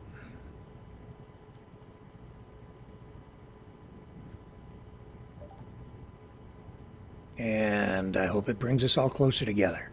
Any way you slice it, to me, that's all a good thing. Maybe it'll make Trump think twice before he opens his big yap and starts saying 51st state stuff again.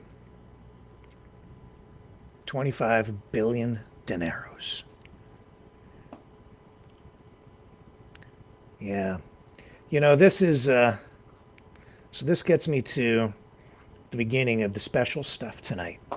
I've been thinking about that, actually for a while. And this is something I've been working on for, quite a while, actually, some of it, and some of it more recently, just finishing it up. Daddy Warbucks. That's what comes to mind of late when I'm thinking of Donald Trump. Daddy Warbucks. He, spending money like it's going out of style. And that got me to thinking a lot about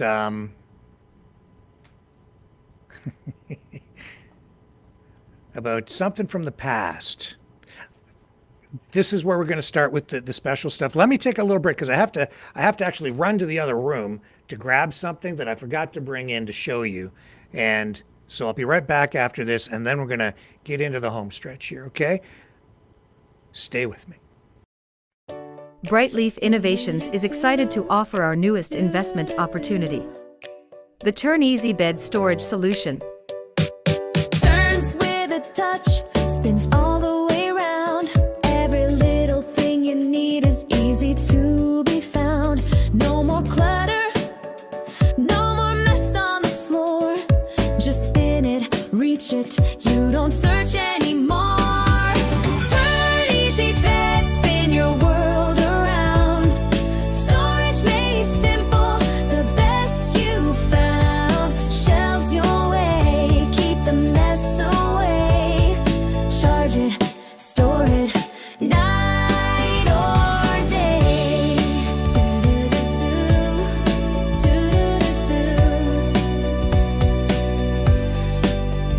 Custom shelves for your books or your tech.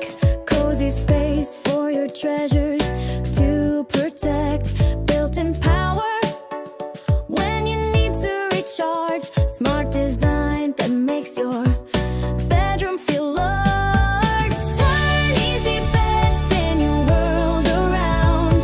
Storage made simple, the best you found. Shelves your way, keep the mess away. Charge it, store it, night or day. Designed and developed by Brightleaf Innovations. Proudly Canadian and patent pending in North America. Turn easy bed transforms how you live.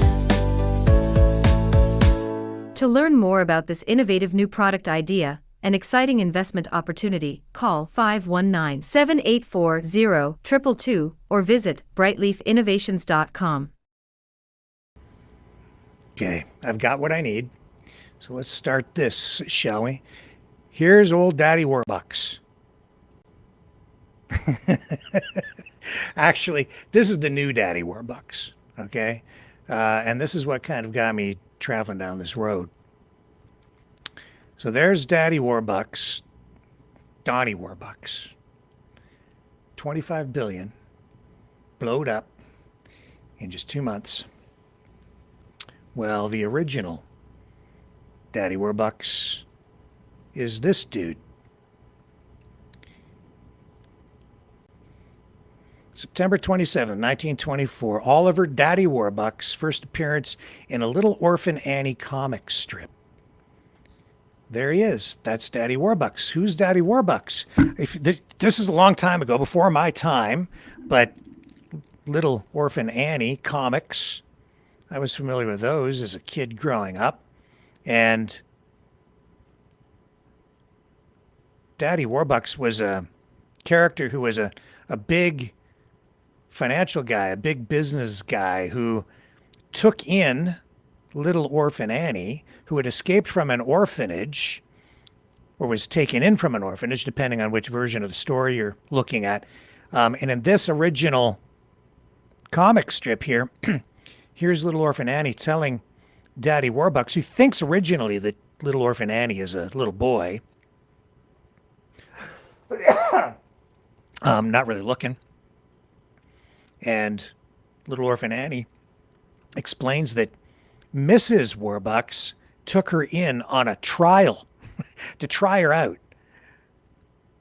And Daddy Warbucks says, "What? On trial? Listen here, don't you ever dare to call me Mr. Warbucks again," because she calls him Mr. Warbucks here. Says, "Mrs. Warbucks over here, I'm just an orphan Mrs. Warbucks took on trial." And he says, "What? On trial, eh? Listen here, don't you ever dare to call me Mr. Warbucks again." And she says, "Yes, sir." He picks her up and says, "You call me Daddy, see?" And so she did. Now, depending on which version of Annie you're seeing, the relationship portrayed in different ways. There was an old radio serial that I don't think she actually lived with him. She would kind of go there sometimes and other times not. And she was always out solving crimes and being sort of like a little orphan superhero, checking up on spies and uncovering conspiracies and catching all the bad guys, which was all pretty cool. Some movies made, of course, over time as well. I just picked up on this because because of the Warbucks thing, and also because of the way that people today don't even seem to understand what the difference between socialism, communism, progressivism, conservatism, liberalism, people don't even know.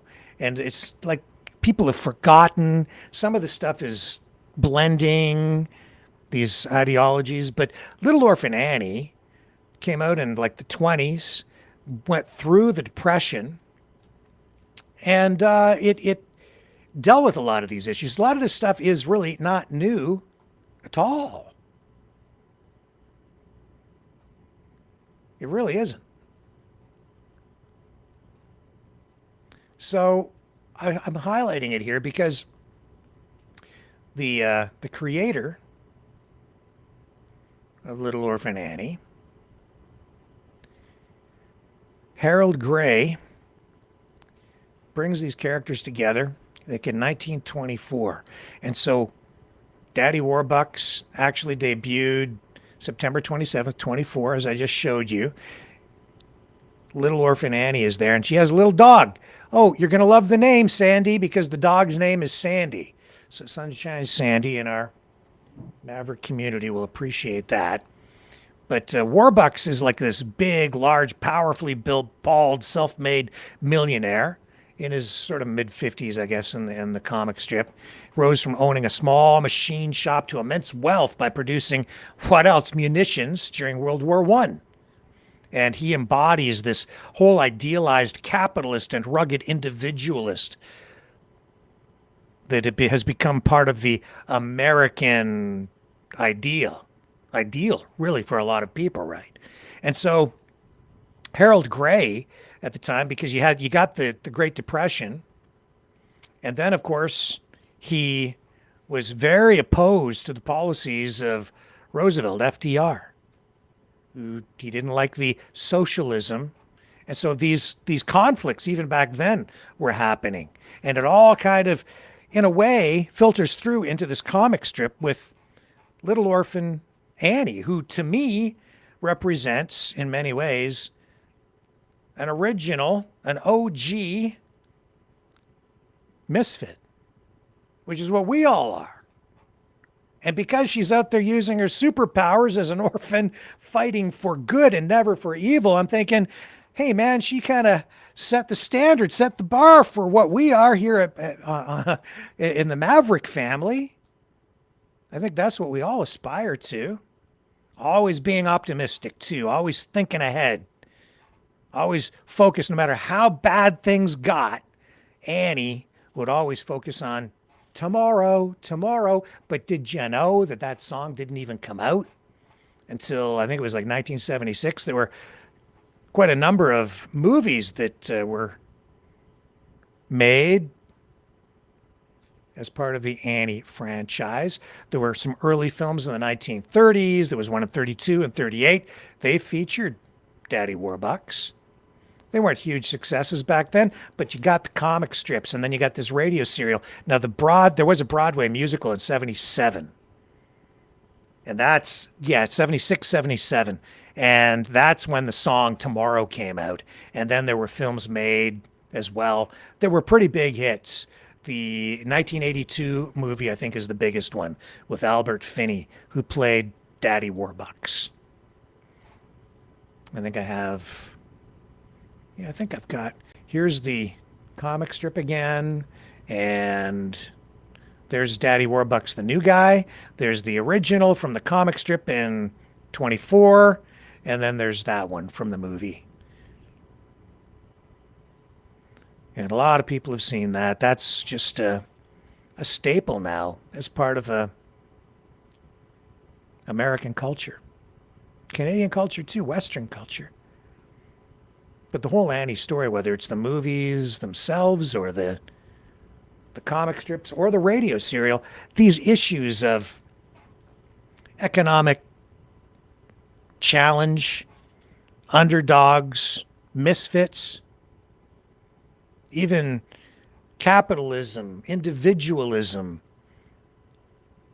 optimism, all of these things, they're all presented as part of the storyline And a lot of it is inspirational, and more than that, it's all stuff that we can learn from by looking into the past, looking at the comic strips, the movies, and not just directly at them, but also everything that took place around them. Daddy Warbucks. That's because it's the military-industrial complex right there in front of us in its earliest incarnation. One of the earliest incarnations. In fact, it's been going on. It was going on even before that. I mean, that refers all the way back to World War I, into the 20s, and after World War I, and oh my gosh. See, this stuff, it just keeps repeating, echoing. We have to learn, man. And draw inspiration. And this is going someplace too, because I've got something special at the end lined up for you. I thought tonight too, what I do is, I think we can, with these short serials, see, this is ironic. Like I was never a big Annie fan, but I started thinking about this weeks ago. And then I realized, I bought this. I've been drinking Ovaltine for quite a while now. I for some reason, this probably goes back 6 months ago. I said, I want some Ovaltine. I was never before. Now I drink Ovaltine before I go to bed. It helps me sleep. It probably shouldn't. It probably has caffeine in it, but it makes me sleepy. So I go to sleep. And I didn't really think about it at the time, but Ovaltine was the major sponsor of the Annie radio serials back in the 1930s. Yeah. So I thought, they're not very long. I have one queued up. This is one where Daddy Warbucks, I don't know if it might be the one where he actually debuts. I'm not sure. But Annie's always on these adventures, and she's dealing with criminals and spies, and and she's, she had actually, this is the other thing. She had a secret society. We're always talking about conspiracies around here, right? Because of the age of Trump and the post-truth era. Yeah. Well, she's one of the OG secret society people. The secret society was actually a real thing. It's not something she just spoke about. There was a Little Orphan Annie fan club, which was called the Secret Society, and they would put out actual messages as part of the radio program, codes that the kids would get, and if you were part of the club, you would decode these messages that were coming through the radio program. Gee, where have we seen that lately? Q. But long before there was Q. This is all, and they would just refer to it as the SS, but this is long before World War II and the rise of Hitler and the Nazi SS. Had nothing to do with that. This was just a fun thing. But even back then, they were talking about a secret society. My gosh. It's so much fun to go back and look at this stuff. And today, they used to bring out,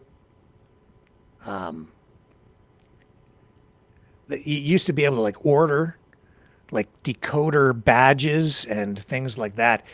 In fact, here, I'll see if I can bring it up.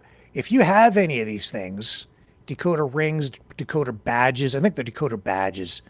They had rings too for Annie. But they're collectibles now, man. Right here, look at this. If you have any of these things, these antiques, they're worth a fair bit of money. Some of them in museums now. Here's a 1940 Little Orphan Annie ROA radio decoder badge pin brooch, pre-owned, of course, on eBay for $239. So depending on the condition, of course, these are all collectibles now. $116 for a decoder badge, 1940. It depends on which one, of course. There's a Christmas Story Little Orphan Annie reproduction decoder pin, $67. That's because they make reference to Ovaltine and all of this stuff in the Christmas Story movie. $109. Radio Orphan Annie decoder pin collection. Pretty cool. Anyway, just some fun facts and a little Orphan Annie pop culture trivia for you. So tonight I have an episode of the Little Orphan Annie radio serial queued up, and that's not even the most special thing.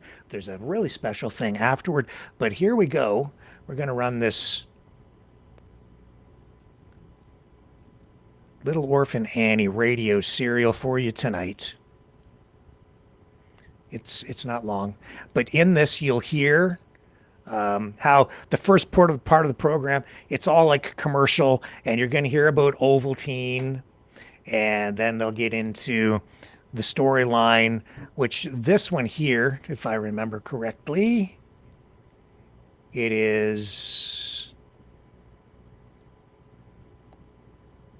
Daddy Warbucks in it. She's missing, as I recall, and he goes searching for her. This is 1936, episode 4 of 4, but you'll still understand the storyline because they give an explanation to cue this up when they have cliffhangers and stuff, so it's still a standalone episode. You'll understand it. Daddy Warbucks searches for Annie, and that's because they're trapped on... They were doing battle with secret spies who stole a high top secret plane that was silent, stealthy, again, like so far ahead of its time. Yesterday's science fiction through Little Orphan Annie, which you wouldn't think is like a science fiction flick or a science fiction radio serial, but in many ways it was. They have this new silent airplane, spies trying to get it, and here they are trapped in a remote location where they may have to spend the rest of their days unless they can figure out how to build a radio transmitter, pretty high tech for the time, with a screwdriver and nothing but a prayer. So let's get this thing rocking and rolling here, and then I'm going to come back with the super special thing on the other side. Here we go. 1936. What's the title of this one? Daddy Warbucks searches for Annie.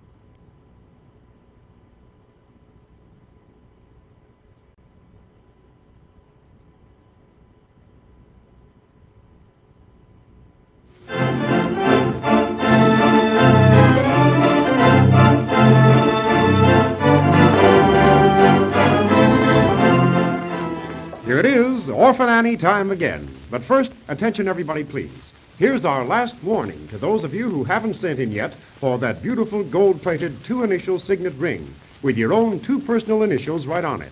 Tonight's the very last night I can tell you how to get your own 2-initial signet ring without sending in a penny. Now remember, it's the same swell signet ring thousands of Ovaltine users sent in for last spring at the special bargain price of 10 cents. But now, during the past week, Annie's offered these same signet rings absolutely free to every one of her friends who tries new chocolate-flavored Ovaltine. Well, say, I don't have to tell you what happened with a bargain like that. Boys and girls sent in by the thousands, and Annie's supply of signet rings has been going like hotcakes. And so we're going to have to stop offering these rings on the radio after tonight. So if you haven't sent in yet, don't miss this last chance to get your 2-initial signet ring without sending in a penny. Because here's one ring that's so nifty, so swell, you'll be proud to wear it wherever you go. The ring itself is all finished in genuine 24-karat gold plate. Then the initials on top are finished in a beautiful, shiny silver tone color, giving the whole ring an expensive, rich-looking finish in a duotone effect. And remember, the biggest thrill of all about this ring is it's a 2-initial signet ring. It doesn't have just one initial on it, no sir. It has your very own 2 personal initials, both of them. And they're big initials, 3/8 of an inch across, and so bright and shiny and silvery, no one can miss seeing them. It's a big ring, too, all made up in a smart, modernistic design. And it's automatic fitting, so it will fit you exactly right. Boy, won't you be thrilled when your friends see you wearing a ring like this, a signet ring made up specially to your order with your own 2 personal initials right on top. And think of the fun you can have making up your own personal seal with it, for sealing letters and secret messages and things, just like kings and queens and generals did with their signet rings years ago. Now, all you do to make a seal, you know, is just melt some candle wax or sealing wax, and then press down the ring while the wax is still soft, and presto, when you lift up your ring, there's your own personal private seal, showing your own 2 personal initials stamped right into the wax. Now, everybody knows that signet rings, even those with just 1 initial, are usually very expensive. But say, no matter how much you wanted to pay, you couldn't buy this 2-initial signet ring in the stores anywhere. No, sir, they've been made up exclusively for Orphan Annie's friends who try new chocolate-flavored Ovaltine.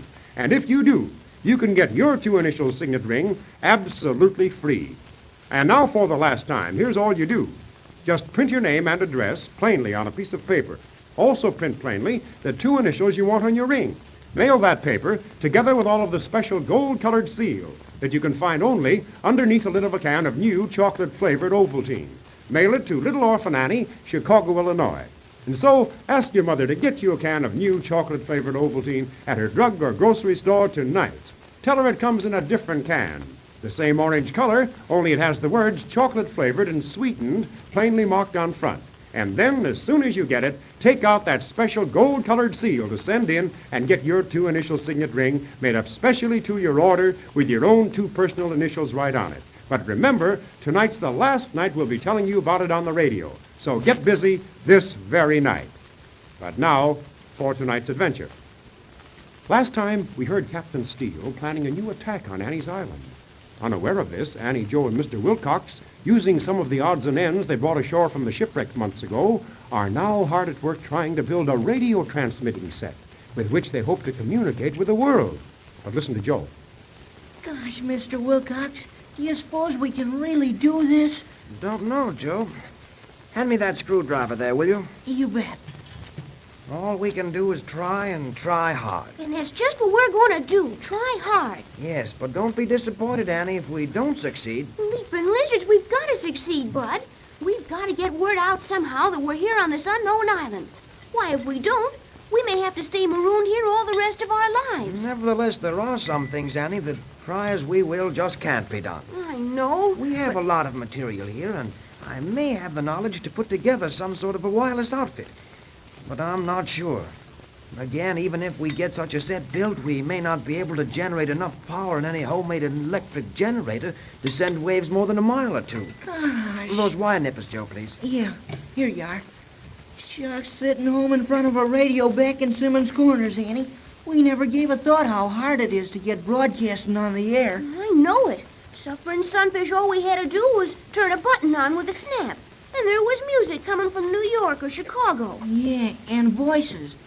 And when I see how tough it is to build a thing like just a plain transmitter that Mr. Wilcox is working on now, it makes me laugh at the books we used to read, where they were always inventing rockets to the moon and electric guns and a lot of stuff like that. It makes a difference, Joe, whether you're living in a book or in real life the way we are. But don't get it into your head if we do manage to get a transmitter set up that we'll be able to talk to the outside world. Shucks, won't we? Indeed not.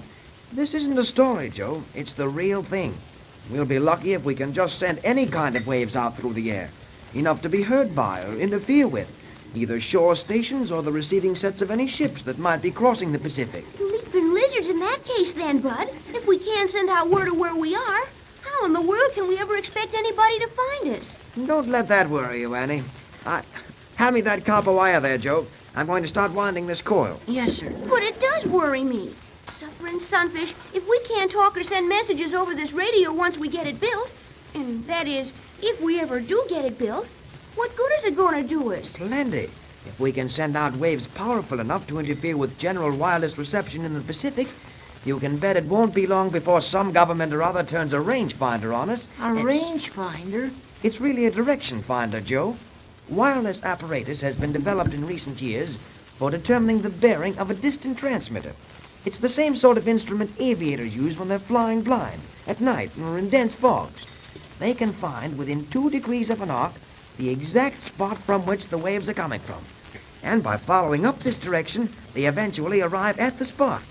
So you see, if we are able to send out signals with this apparatus we're building, a government ship could follow the signals and find us. Boy, that's better. I'll say it is. For a few minutes I was thinking No, our problem is to get waves on the air. After that, if we make them a big enough nuisance to other wireless receiving sets on boats and things, their source is bound sooner or later to be investigated, and the investigating ship will arrive at this island. Gosh, I can almost see it coming now.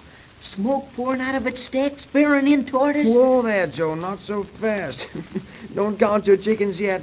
We've got a mighty tough problem on our hands. And with only these odds and ends to work with, this junk from the wreck, it's 99 to 1 we won't succeed. Just the same, aren't we going to keep on trying? Yes, we won't quit, Annie.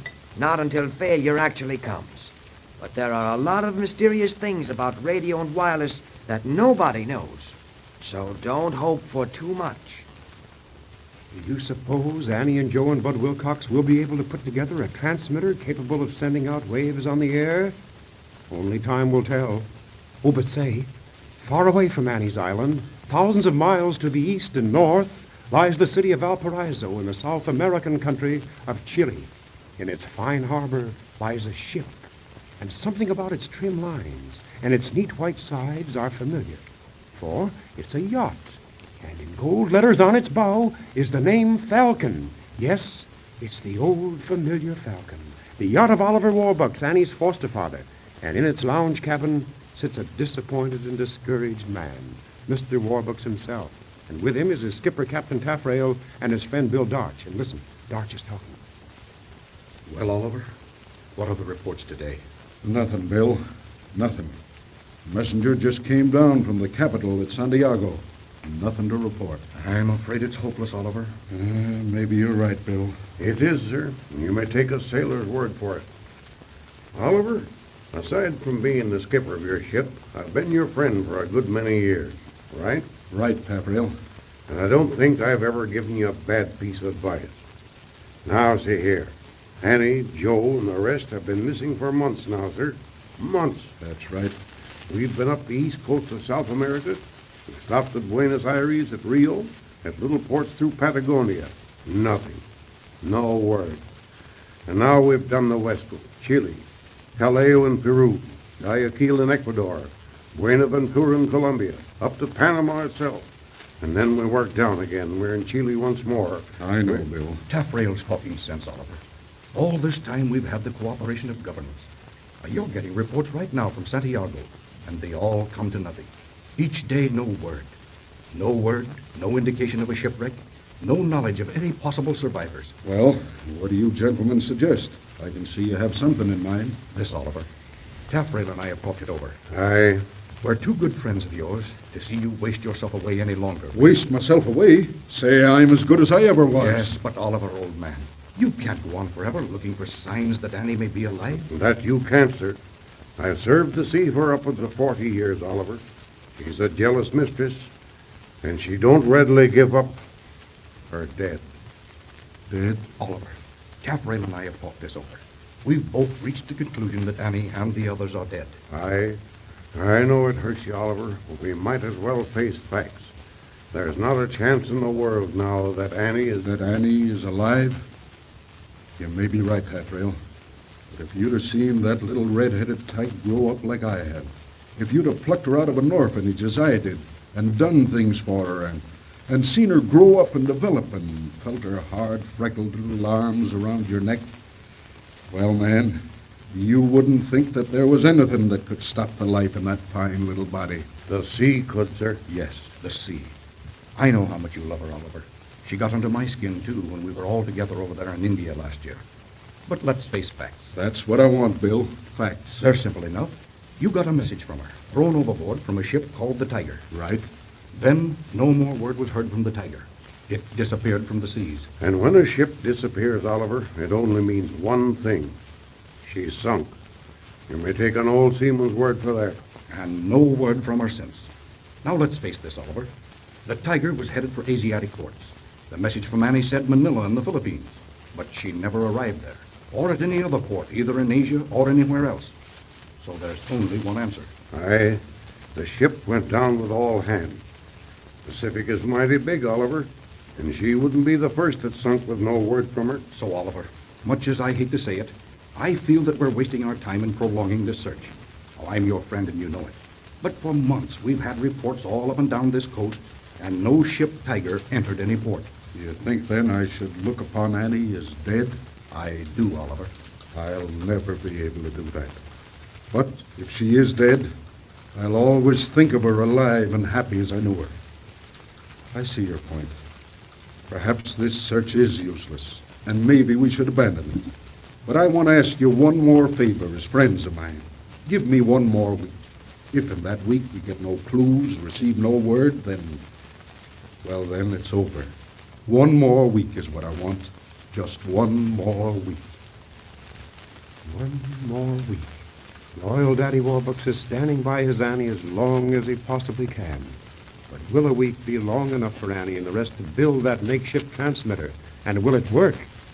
And now for the very last time, here's all you do to get one of those beautiful gold-plated 2-initial signet rings, specially made up to your order with your very own 2 personal initials right on top. You get it absolutely free, remember, if you try new chocolate-flavored Ovaltine. And here's all you have to do. Just print your name and address plainly on a piece of paper. Also print plainly the 2 initials you want on your ring. Then mail that paper, together with all of the special gold-colored seal you can find only underneath the lid of a can of new chocolate-flavored Ovaltine. Mail it to Little Orphan Annie, Chicago, Illinois. Now remember, be sure you print the initial of your first name and the initial of your last name plainly so there won't be any mistake when we make up your ring for you. And be sure to send that special gold-colored seal from under the lid of a can of new chocolate-flavored Ovaltine. So ask your mother to get you a can right away so you can send in tonight because Annie's supply is going fast. Now don't miss getting one of these swell 2-initial signet rings to have and wear for your very own just because you were too late. Now get busy and send in for your signet ring tonight without fail.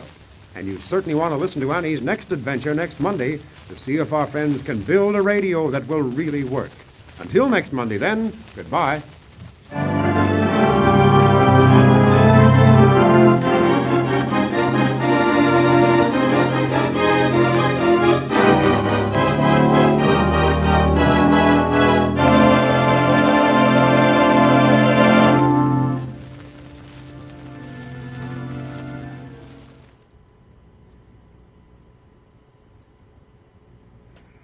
So, that's Little Orphan Annie. Radio serial. Ovaltine.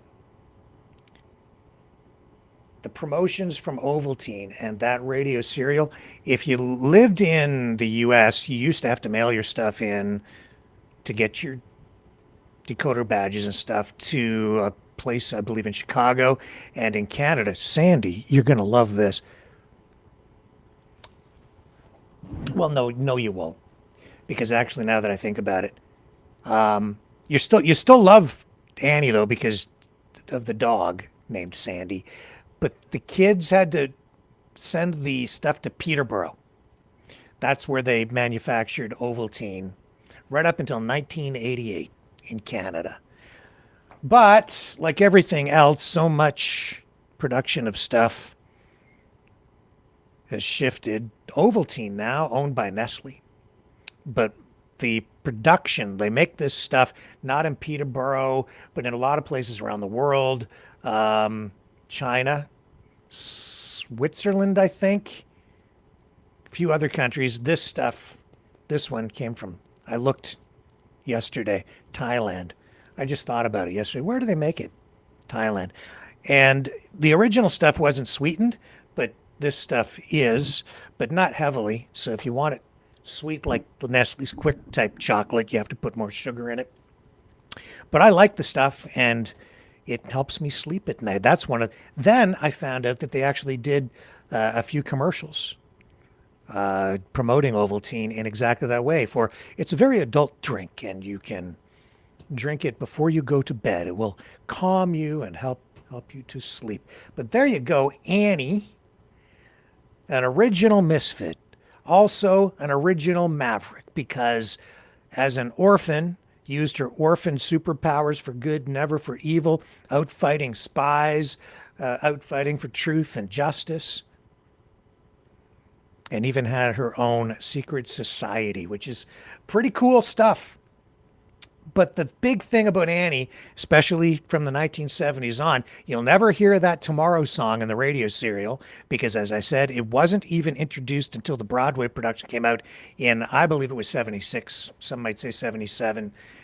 And then it became a big hit. It was a bigger hit after the first movie came out, the modern version of the movie. And I've been thinking about that song, Tomorrow, Tomorrow, I Love You Tomorrow, which Simon Cowell apparently hates when people sing it on America's Got Talent. Oh, well, too bad. So I've been working on this for quite a while, actually. So I'm glad that this all kind of came together tonight, because now I'm going to share with you a new song from Maverick and the News Brothers, inspired by the song Tomorrow, inspired by my friend from afar, who's been talking a lot about, I guess, a variety of things, especially time, energy, radio frequencies. They had to make themselves a radio transmitter. And if you want to get a signal back, you need a transceiver. And if you just want to receive signals, then you need a radio receiver. When I was a kid, I learned how to make in electronics class a super heterodyne receiver to receive radio signals. And the thing about Annie, singing about tomorrow, tomorrow, always optimistic. What the heck do we have to complain about? Today, I was out, and even though the exhaust fell off my car, so now I have to crawl under it and weld a new exhaust on it. That's going to be fantastic fun. It's true, I was driving down the street and my exhaust fell off. But then I pulled up to a stop sign and a school bus stopped. And a kid got off the bus. Well, all the kids got off the bus. They were going home. And there was one young person who had very little hair. And you could tell that they weren't well. And then I didn't give a damn about my exhaust or my problems at all. And I was grateful for my old, ancient Volkswagen with the rusty exhaust that I'm going to fix myself, lest I have to actually spend some money that I don't have. That's okay. Because I'm here with you guys. And this is also why I wrote the song, the lyrics. We all hope for tomorrow, but we always have today. We always had today. And once we have today, we will always have it. Because we'll always have the memories. And people talk about time travel, life and death. Yeah, time travel's possible. It's real. Because we're traveling through it right now. This song, it's about love. And it's about time travel. But it's a reminder for everyone here, for all of us,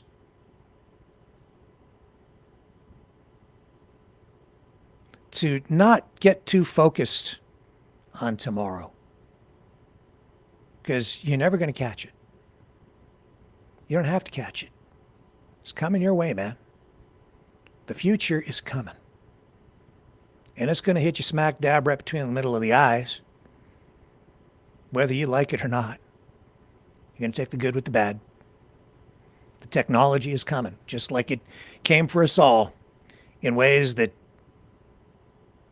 people in the 1920s, 1930s couldn't even foresee. They didn't know World War II was coming. They didn't know fascism was soon to be on the march in Germany. It would affect the world the way that it did, all the things that came after. They had never heard of a thing called the internet, let alone artificial intelligence, space travel. nuclear weapons, E equals mc squared. I've been thinking a lot about that too. E equals matter, space squared.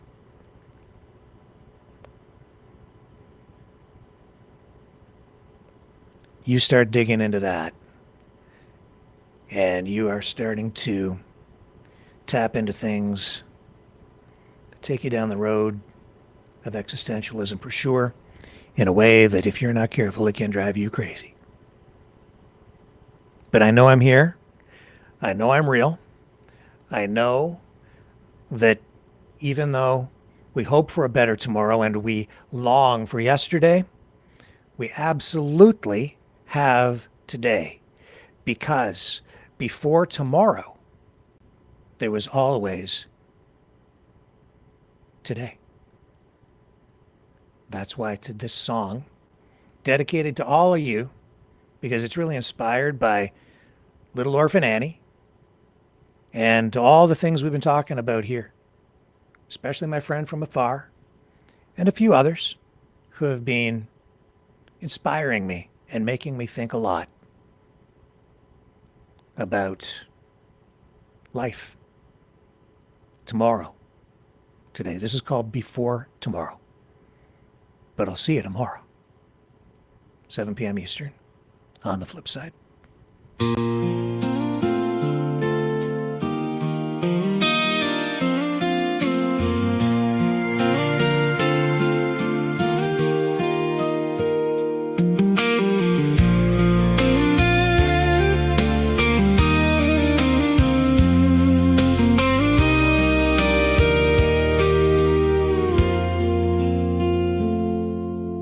Yesterday lies scattered like autumn leaves. Today you're breathing softly next to me. The morning light is falling on your face. This is our place. The sun may come out tomorrow, but tomorrow's always a day away. So I love you forever, 'cause before tomorrow there was always today.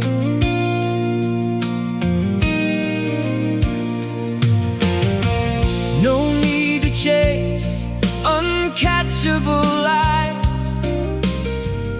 Today always survives the night. Your beating heart is all the world I need. Let time recede. Where did you go, my love? Where did you roam? I'm all alone, wandering empty rooms at home. A moment missed, a memory lost. So I hold on for tomorrow, whatever the cost. The sun may come out tomorrow, but tomorrow is always a day away. So I love you forever, 'cause before tomorrow there was always today.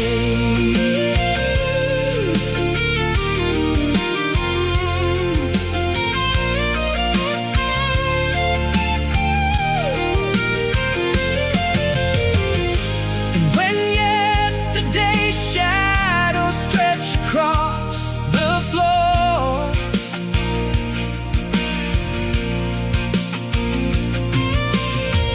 we'll sing our song as we did before.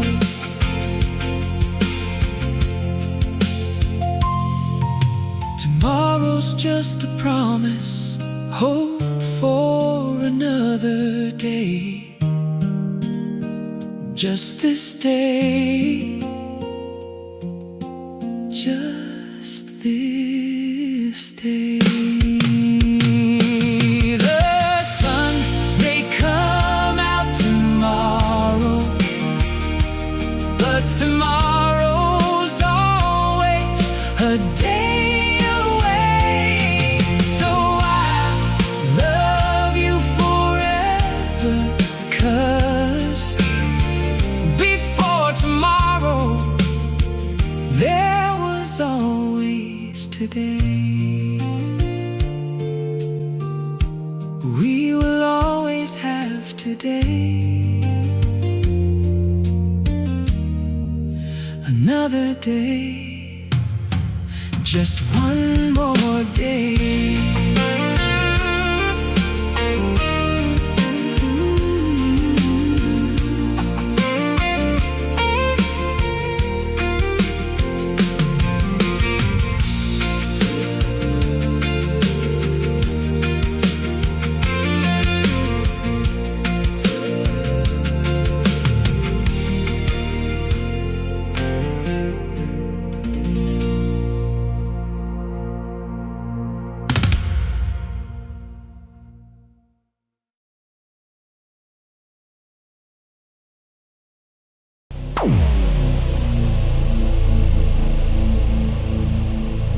This has been a Maverick Multimedia production.